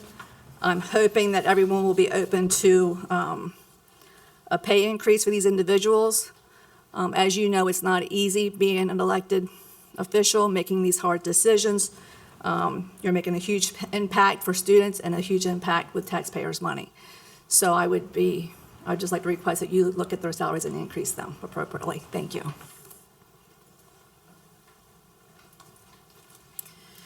Hi, Mikkel Darlene, Wicomico County. I'm going to apologize ahead of time. I've got a wicked migraine, so if my words don't come out quite the way I want them to, I'm sorry. I didn't really plan to get up here and speak again, but I did listen to our county executive, and I feel like I've been tolling this bell for a really long time, but I keep hearing transparency being thrown about. I keep hearing people talking about transparency. I feel like it's this buzzword with no reality behind it. Before question A, the referendum, I stood up here at this podium the week before, and I said, mark my words, if this referendum passes, we're still going to have 2 more years of a county executive. If it doesn't, we're going to have forever of a county executive. What we need is the same level of transparency that we get in this room. We need the county executive to hold bi-monthly, hopefully, maybe just monthly, I don't know. We need her to hold meetings in public with a briefing book, with an agenda, on PAC 14, with public comment, where we can stand in front of her and say the things that we need to say and know that it's being heard. I know that my own personal issue with Conley Mill Park that we've been leading for 2 years. We've stood in front of her at the Capital Improvement Program public hearing. That's the only time we get. And then we hear her go on other shows and we hear her say, well, there's only 6 people. Well, that's it's patently false. You can go and look at the video yourself and see that's not true. But we're still kind of belittled, disparaged. But to have that time in public, televised, in front of people, with a public record of it, that gives us the ability to go back and show this isn't really transparent. And I hear that the county executive's office is open to everybody. We have not found that to be the case. We have kept logs and documentation that shows that our calls are unanswered, our emails are unanswered. When we do get responses, they bounce back and forth like ping pong balls, one way or the other. What I have seen is many other people standing up at this podium saying, we don't have access, we are blocked. If you agree and you have the same agenda as the county executive, you have full access. She will welcome you right in. If you don't, that door is closed and it's like a brick wall. We need to change that. I wrote this myself after I stood at this podium. I wrote it to the county executive. I suggested the same thing to her. The response I got is, I'll consider it. It's been more than a year. I haven't seen a single town hall. I haven't seen a single open forum, except what's required by the charter with that public hearing. Let's change that. Thanks. Celine? Good evening, council members, and Happy New Year. My name is Casey Taylor, Delmar, Maryland. First, thank you for your service and all that you do for the citizens of Wicomico County. I know it can be a thankless job at times.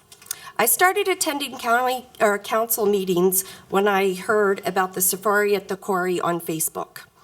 Over the past several years, if I couldn't attend council meetings, I would watch them live or on YouTube. I also started watching many of the other news outlets that aired on YouTube, such as Open Agenda, Bridging the Gap, and the City of Salisbury County Council meetings, as I felt the need to have a better understanding of our county government. Do I agree with everything that is produced? No. Do I see where things can get turned upside down? Yes. But it allows me to be the judge of that. A TV show aired on YouTube in December. It was clear that our county executive has an agenda against Shadow Hills and is continuing to pursue that agenda. Shadow Hills was brought up during this interview, and later in the interview, she stated that she isn't against any communities. Then why does our county executive keep referring to Shadow Hills, you might ask? Because Shadow Hills was among the first to reveal her violations of ethics and laws with respect to the safari at the quarry, which ultimately cost taxpayers thousands of dollars, in which she continues to falsely deny. In this same interview, the executive states, Conley Mill is not safe, as it is now. But Conley Mill was safe for safari at the quarry and to turn it into a motorized park? Instead of reaching out to your constituents who were very vocal about safari at the quarry and wanting Conley Mill to become a park, we had to hear about Conley Mill as a proposed dump site for dredge spoil at the NRCAC meeting in September. Mind you, Conley Mill was the only option that was brought to the table that day for the dredge spoil. Thank you, council members, for taking Conley Mill off the table as the dumping ground for this dredge spoil. Now, let's get Conley Mill back on the table, as you have the southern 75% of the site, 180 acres of wooded land outside of the quarry limits that could be a park immediately by installing a footbridge over Leonard Mill Run and connecting the site to the parking spaces at Henry Parker Park. Then install the fence to limit access to the not safe area. Time's up. It's up. Just wrap it up. Okay. Point of reference tonight, 8 constituents spoke about Conley Mill Park who are not part of Shadow Hills community. To the county executive, yes, I am a homeowner in Shadow Hills, but I am also a tax-paying citizen. So how about you stop referring to us as those Shadow Hills people and start referring to us as your constituents who pay your salary.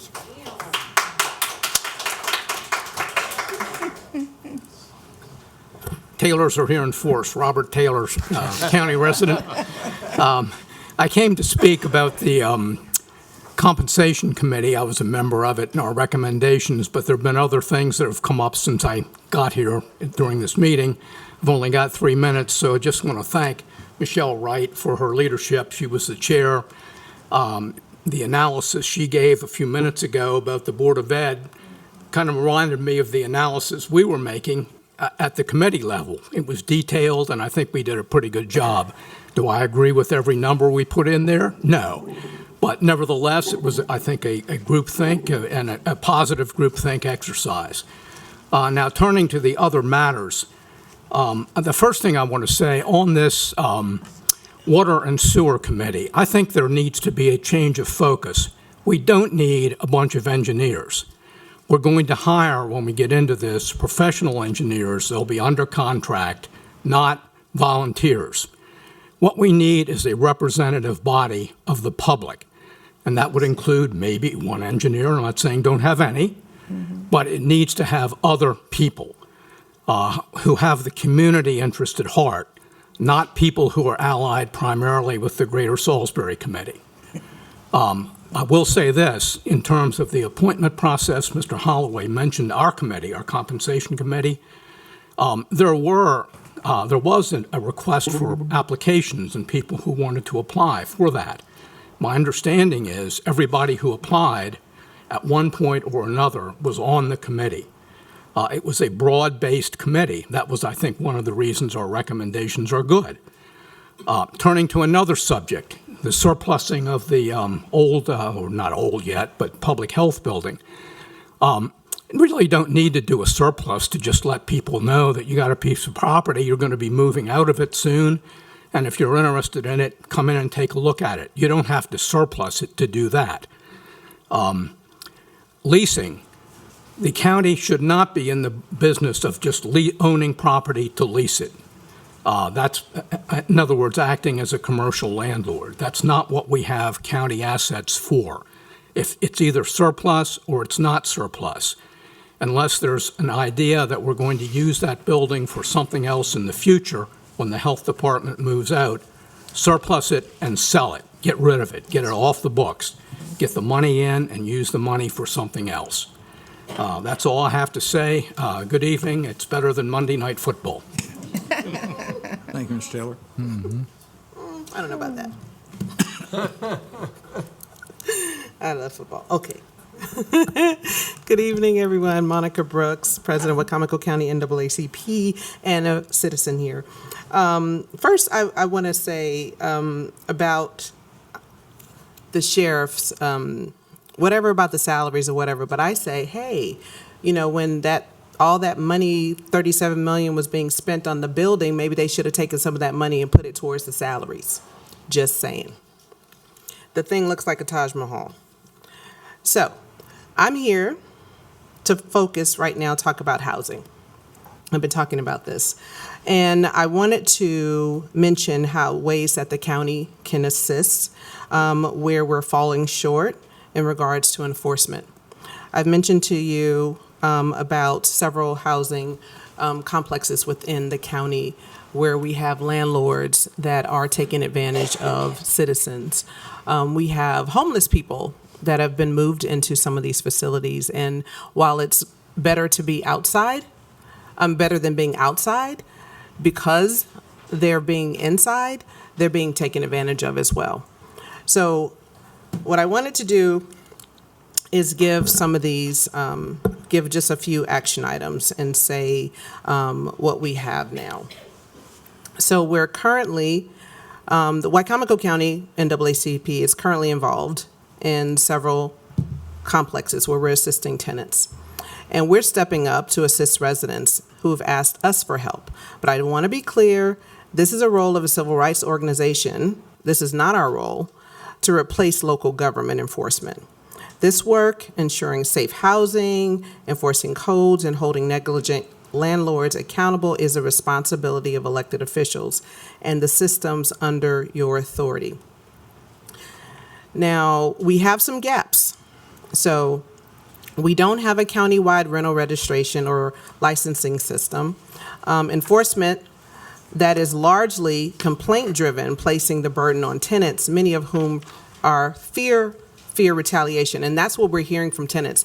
They are afraid of speaking out. And when they have, there are different things that are being done sneakily. Violations are placed on them. You get so many violations and you're kicked out. If you're receiving any kind of assistance, then your rate goes from $1,500 to $3,000 in a month. So many things are being done to these, but we have tenants, again, as I mentioned before, with holes in their ceilings for months, rodent problems, raccoons coming through the walls, rats, and these are right here in Wicomico County. So I think we really need to take a look at how we want to assist our citizens in being treated fairly in this housing practices and do enforcement much more strongly.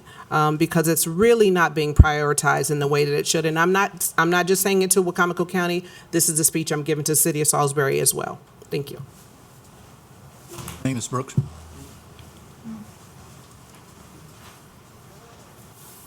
Well, Philip Wheatley, Wicomico County. I'm glad that Barron Creek is back in the capital budget, and I'm very hopeful that it goes through and gets taken care of, and I look forward to driving over that road again.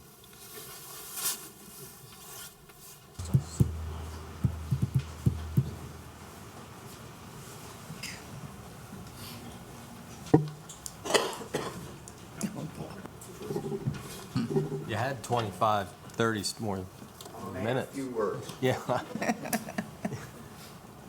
hope everybody has their pencil and paper handy, because I'd like you to be able to keep track of this. Jim Atkins, Wicomico County. I'm going to give you some numbers on Barron Creek Road, so please pay attention to them. There was $850,000 allotted for Barron Creek Road. $500,000 of that was borrowed money in 2018.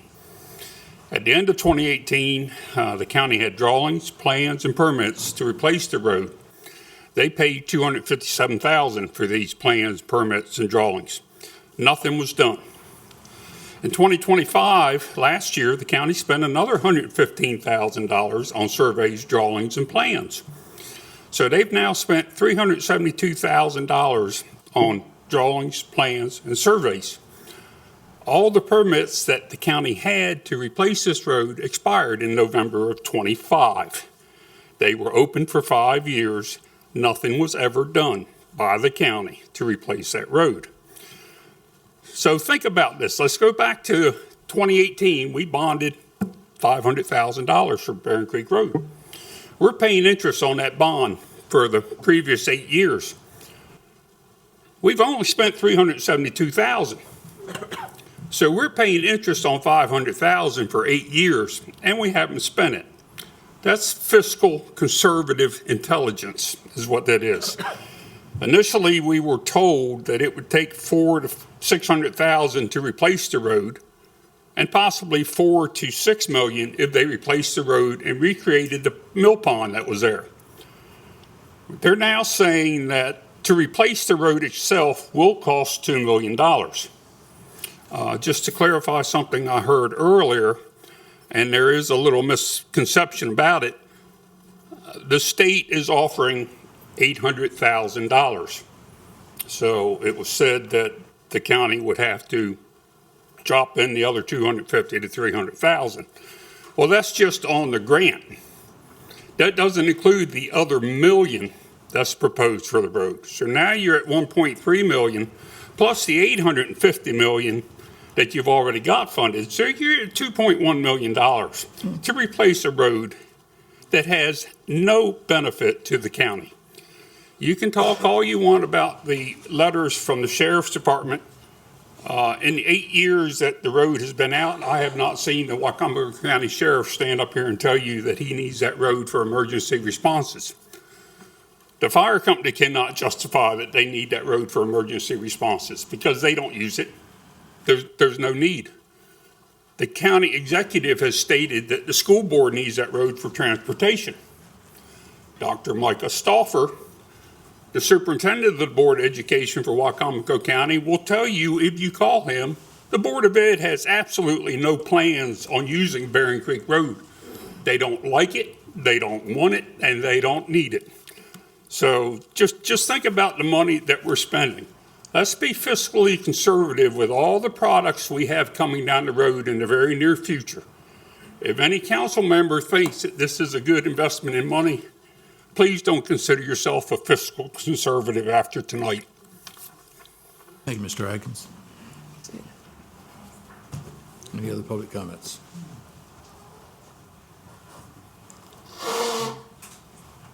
Seeing none, that concludes public comments. Council comments. Joe?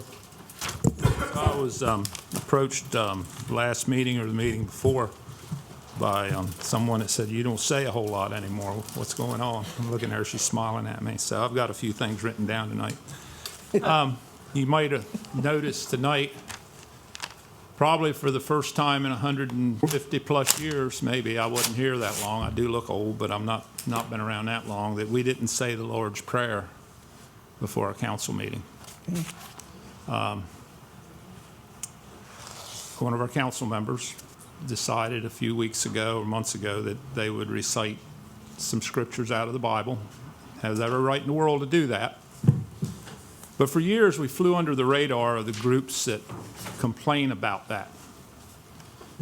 So what happened when that happened is they got a hold of it. And if we continued to do it the way we were doing it, we would probably be sued. So there's going to be other arrangements made. I think Mr. Benson has talked about maybe other people, other ministers coming in before the meeting could possibly say the Lord's Prayer, say a prayer. So after all these years, the council's not saying the Lord's Prayer before the meeting anymore. Bering Creek Road, I don't agree that any county road ought to be closed. But in some cases, you know, in this situation, as many years as it's been, we had a situation on the east side of the county with the south end of Walston Switch Road. Really wasn't any need to close it. I held a town hall. Everybody in the area that was concerned about that road showed up. The previous county executive, I want to make that clear, it wasn't this county executive. Previous county executive's director of administration was at that town hall meeting. We had that meeting. People showed concern. Not everybody was against it being closed. Some people were, some people weren't. But his statement was, before anything's done, we'll get back to you. Well, before they got back to us, they closed it. So that didn't work out too good. I'd like to see figures from the county executive's office, exactly the breakdown completely on what it's been spent, what needs to be spent. I'd like to see permits from the state, and I was to some of those meetings on site, and they were talking about having to put in fish ladders. They were talking about whether you did a bridge, whether you did tiles. So there's a lot of questions to that. I don't think anybody will be crossing Bering Creek anytime soon, no matter what we do. Conley Mill Park.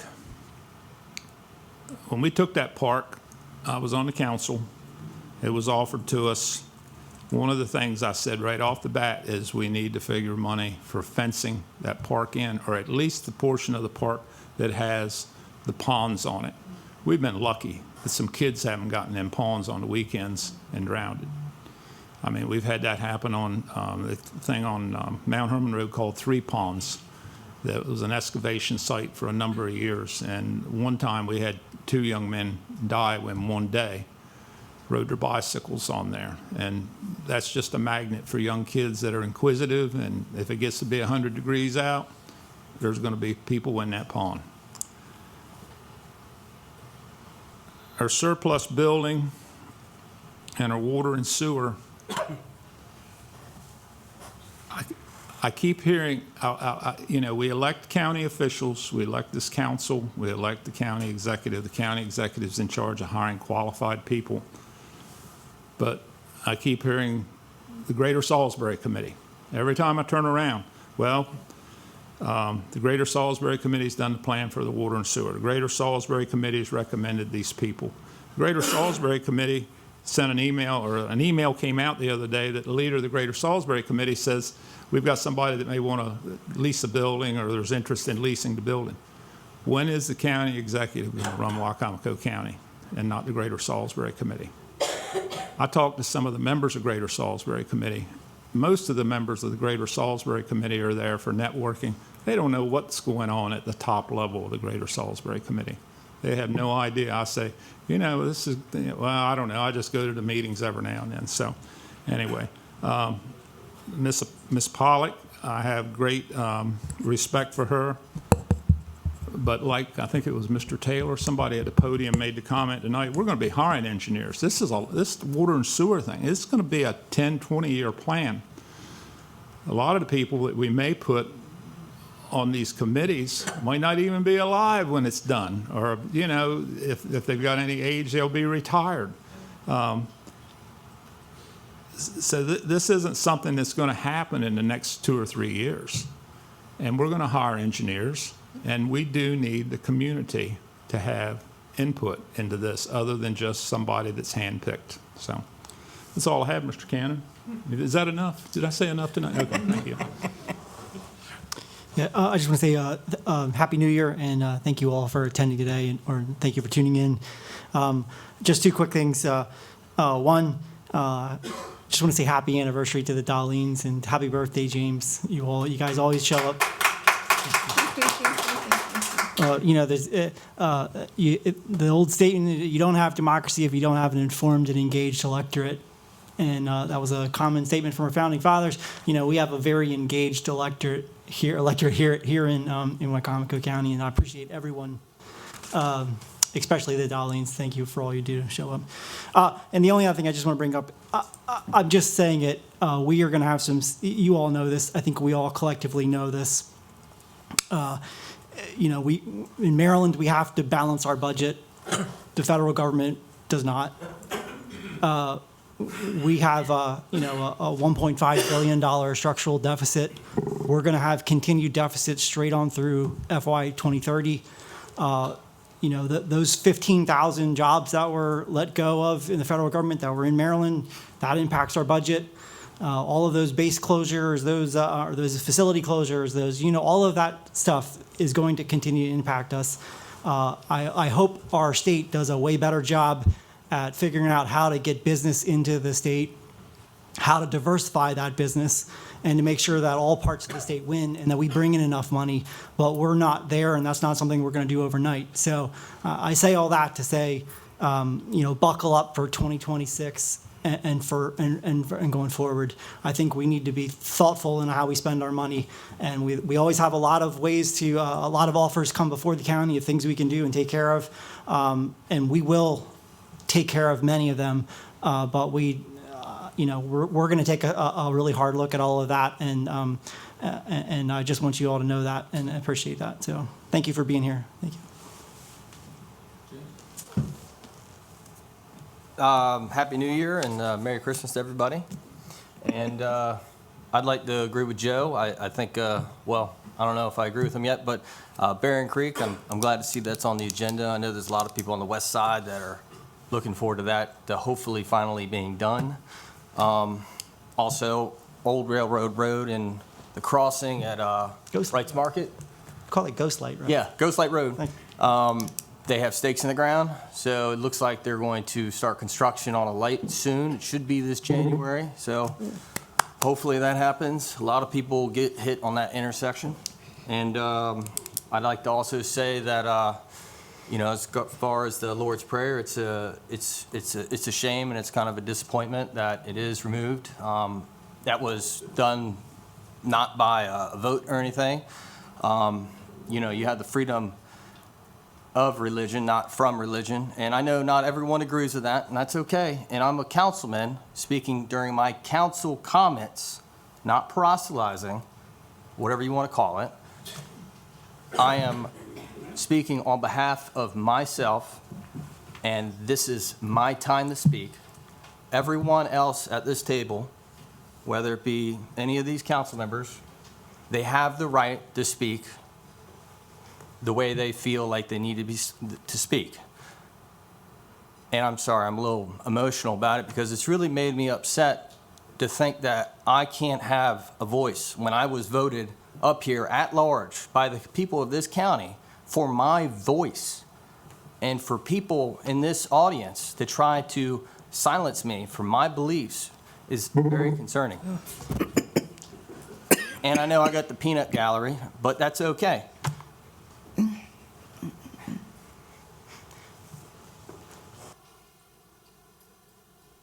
That being said, hopefully we can move on to a better year. And God bless you. Thank you.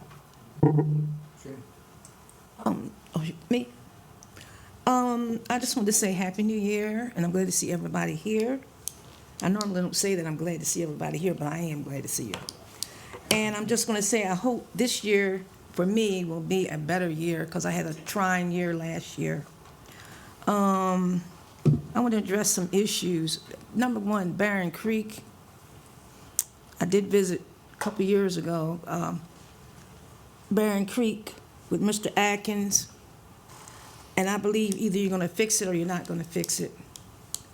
There's choices, two choices. Either you're going to fix it or you're not going to fix it. Don't leave people in limbo and let them think that you're going to fix it or you're not going to fix it. I think also to address Monica's concern about housing. I've dealt with housing for years, ever since I moved back to Salisbury in '81. We have a strong code enforcement in the city of Salisbury. And how I know that it's really strong is because the Chipman Culture Center owns a house on Broad Street. And what we went through to be able to rent the house, because some people tore it up, and we had to basically almost not gut it out, but it was a lot of work that had to be done to that house. And I think that for the county, we only had one code enforcement officer to go around the county. The county includes Tyaskin, Jesterville, Willards, and the only way he could address any issue was by complaints. So I had a few complaints of my own that I got or I saw, and he addressed them. This last budget hearing, they hired another person to assist him. So the only way these gentlemen can help substandard housing is have complaints. If you don't complain about your neighbor or help the other person to learn how to complain without being retaliated against, you need to let people know, or let me know, or any of these other council members know. I will go with people if they have a problem with a landlord. I will call a landlord up. I have a relationship with landlords, and I've never once had a landlord to deny if I say your windows is broke or something's done wrong, that they didn't fix it, and the people still stayed there. Now address affordable housing. Affordable housing is not reachable at this time. That's reality. It's all around the county. One idea I had, if you're a tenant that's lived in your home for 5, 10 years, maybe you can work out something with your property owner that would be a thing of rent to own, to make your house affordable. So there's all kinds of issues that we can do finding solutions. Another problem we have in our community is homelessness. What are they going to do with people living in their cars or living in the woods and things like that? That's an issue. That's a terrible issue to see our fellow veterans and children and people living in the woods. These shelters are full. So where do these people go? Now, on the positive side, the Indian Village Park will have a groundbreaking on Monday. I don't have the time, but I'll let people know or look for it on Monday, January 12th. Also, Emerson Holloway Playground has a consultant in improving that playground.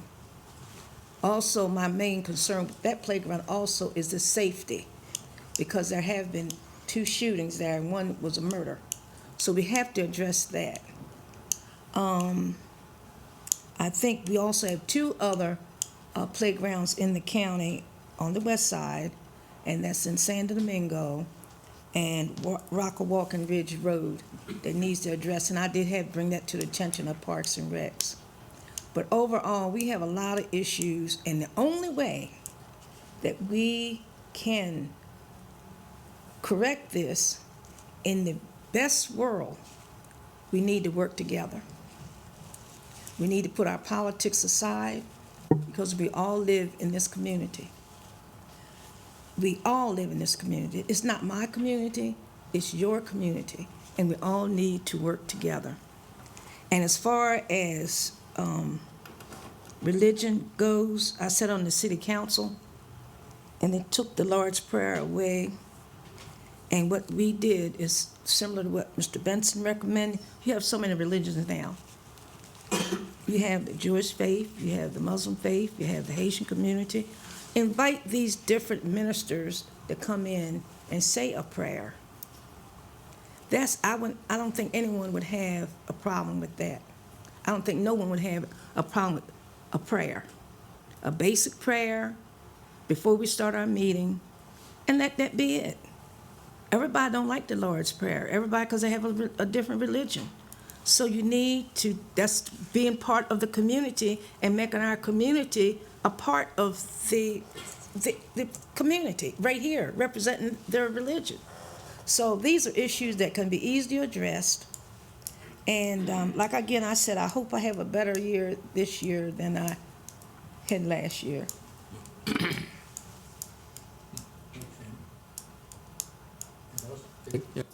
Just a couple comments about Bering Creek, and I know we're going to be getting into this probably tonight, later on with the CIP.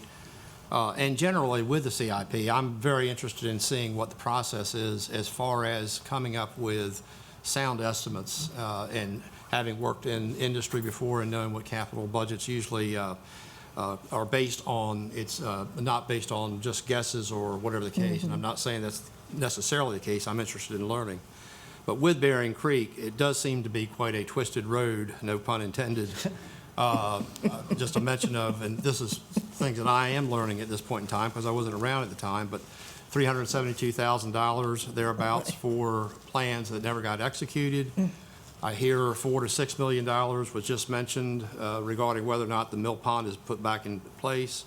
I think I heard a conversation that said it could be as much as $6 to $8 million at one point in time. That might have been the bridge.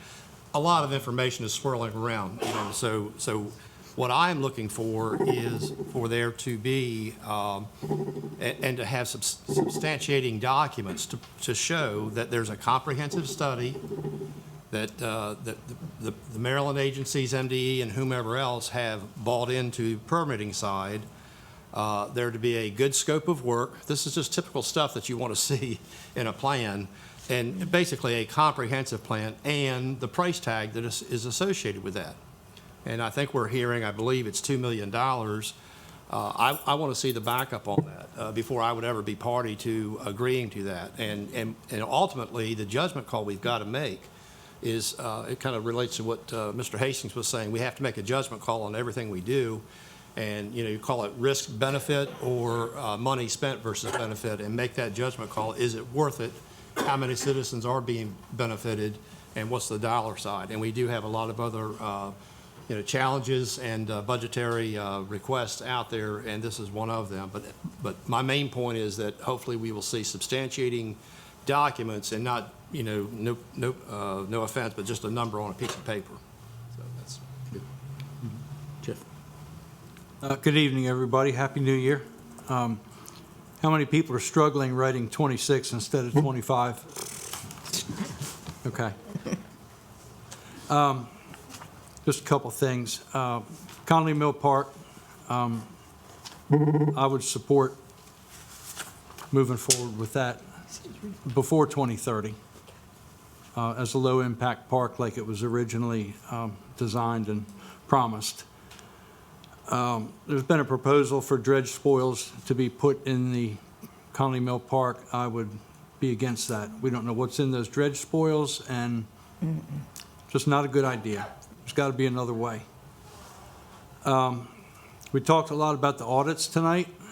I fully support all of our departments being audited as they are annually by a third-party firm, PKS, including the council. So that definitely has to happen. That's transparency, it's accountability, it's all that good stuff. And Barron Creek Road, we've heard a lot of information tonight, previously. There's people in favor of it, there's people not in favor of it. Last week, we sent a series of questions over to Director Luffman with plan, timeline, cost, permits, where are we at? If you have anything, provide any supporting documentation. Here's where we are. There's no plans. We have no supporting documentation. As we've heard tonight, we've spent a lot of money. The road looks the same, or actually worse now than it did 5, 6, 7 years ago. As of this afternoon, I checked the permit portal at MDE. No permits have been applied for. Nobody's asked them to come down for a site visit.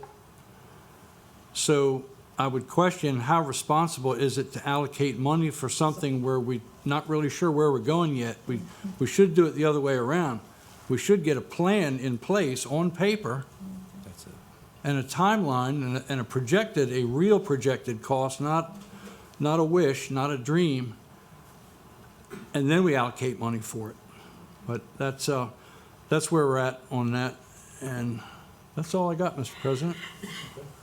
Presidential comments, I would, to beat a dead horse a bit, the comments that were made earlier from the executive, I of course don't agree with her stated interpretations of the law. And for the most part, if I'm going to make those type of decisions, I'm going to, with all due respect, I'm going to defer to legal staff and an audit committee's recommendations, which is what we had to begin with. So that's where I rest my case with that. Regardless, if those comments had been made maybe 3 months ago, we wouldn't have been going through this drama of a veto and everything else. Those comments could have been part of the discussions that we had 3 months ago. So we could have avoided the whole problem. And Wicomico County could have avoided the embarrassment of it. In regard to Barron Creek, I've always been in favor of Barron Creek. It's been delayed, I acknowledge, for years and years and years. No really good explanation on that. It's a matter of whether or not, I guess, there's a real interest to build the road back. I would like to see Barron Creek restored. My concerns is no different than what Jeff has stated and what Dave has stated. They're saying $1.75 million for Barron Creek Road, and yet I don't see any documentation. Especially what I find disconcerting is the fact that they talk about there's a percentage that the county will pay, which is about $300,000, and the state will pay the rest. Well, if the state of Maryland is going to tell you they'll pay the rest, you have it in triplicate, and you have it right here on the table. It's not just something where the state of Maryland says, we're going to throw, 1.7 or 1.4 your way. It doesn't happen like that. So when we look at a capital improvement plan, I know that Pam likes to say it's just a plan, but I think there has to be some sense of reality to any plan. And when you just get numbers and they're not backed up by any supporting documentation, no fiscal notes whatsoever, you have to wonder, where is this really leading you to? I remember the Morris Mill Pond, they had to fix a dam there. The numbers originally came out at about $600,000 to do it. And by the time it was done, it was a minimum of $3 million, a minimum. And it took probably a year, if not 2 years, before it was even completed. So if you wonder why the council maybe is being, a bit of a stickler about Barron Creek, a lot of it is, why can't we get real numbers? If you're going to tell me it costs $3.2 million to buy the building across the street, I want to see the assessments. I want to see what, how it was appraised, and I'll have that in front of me.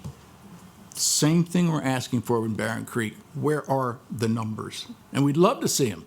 That would make life very easy. So anyway, let's see how it plays out. We are going to have a work session for it, hopefully within the next, before we make a final decision, we'll have something a little more substantive.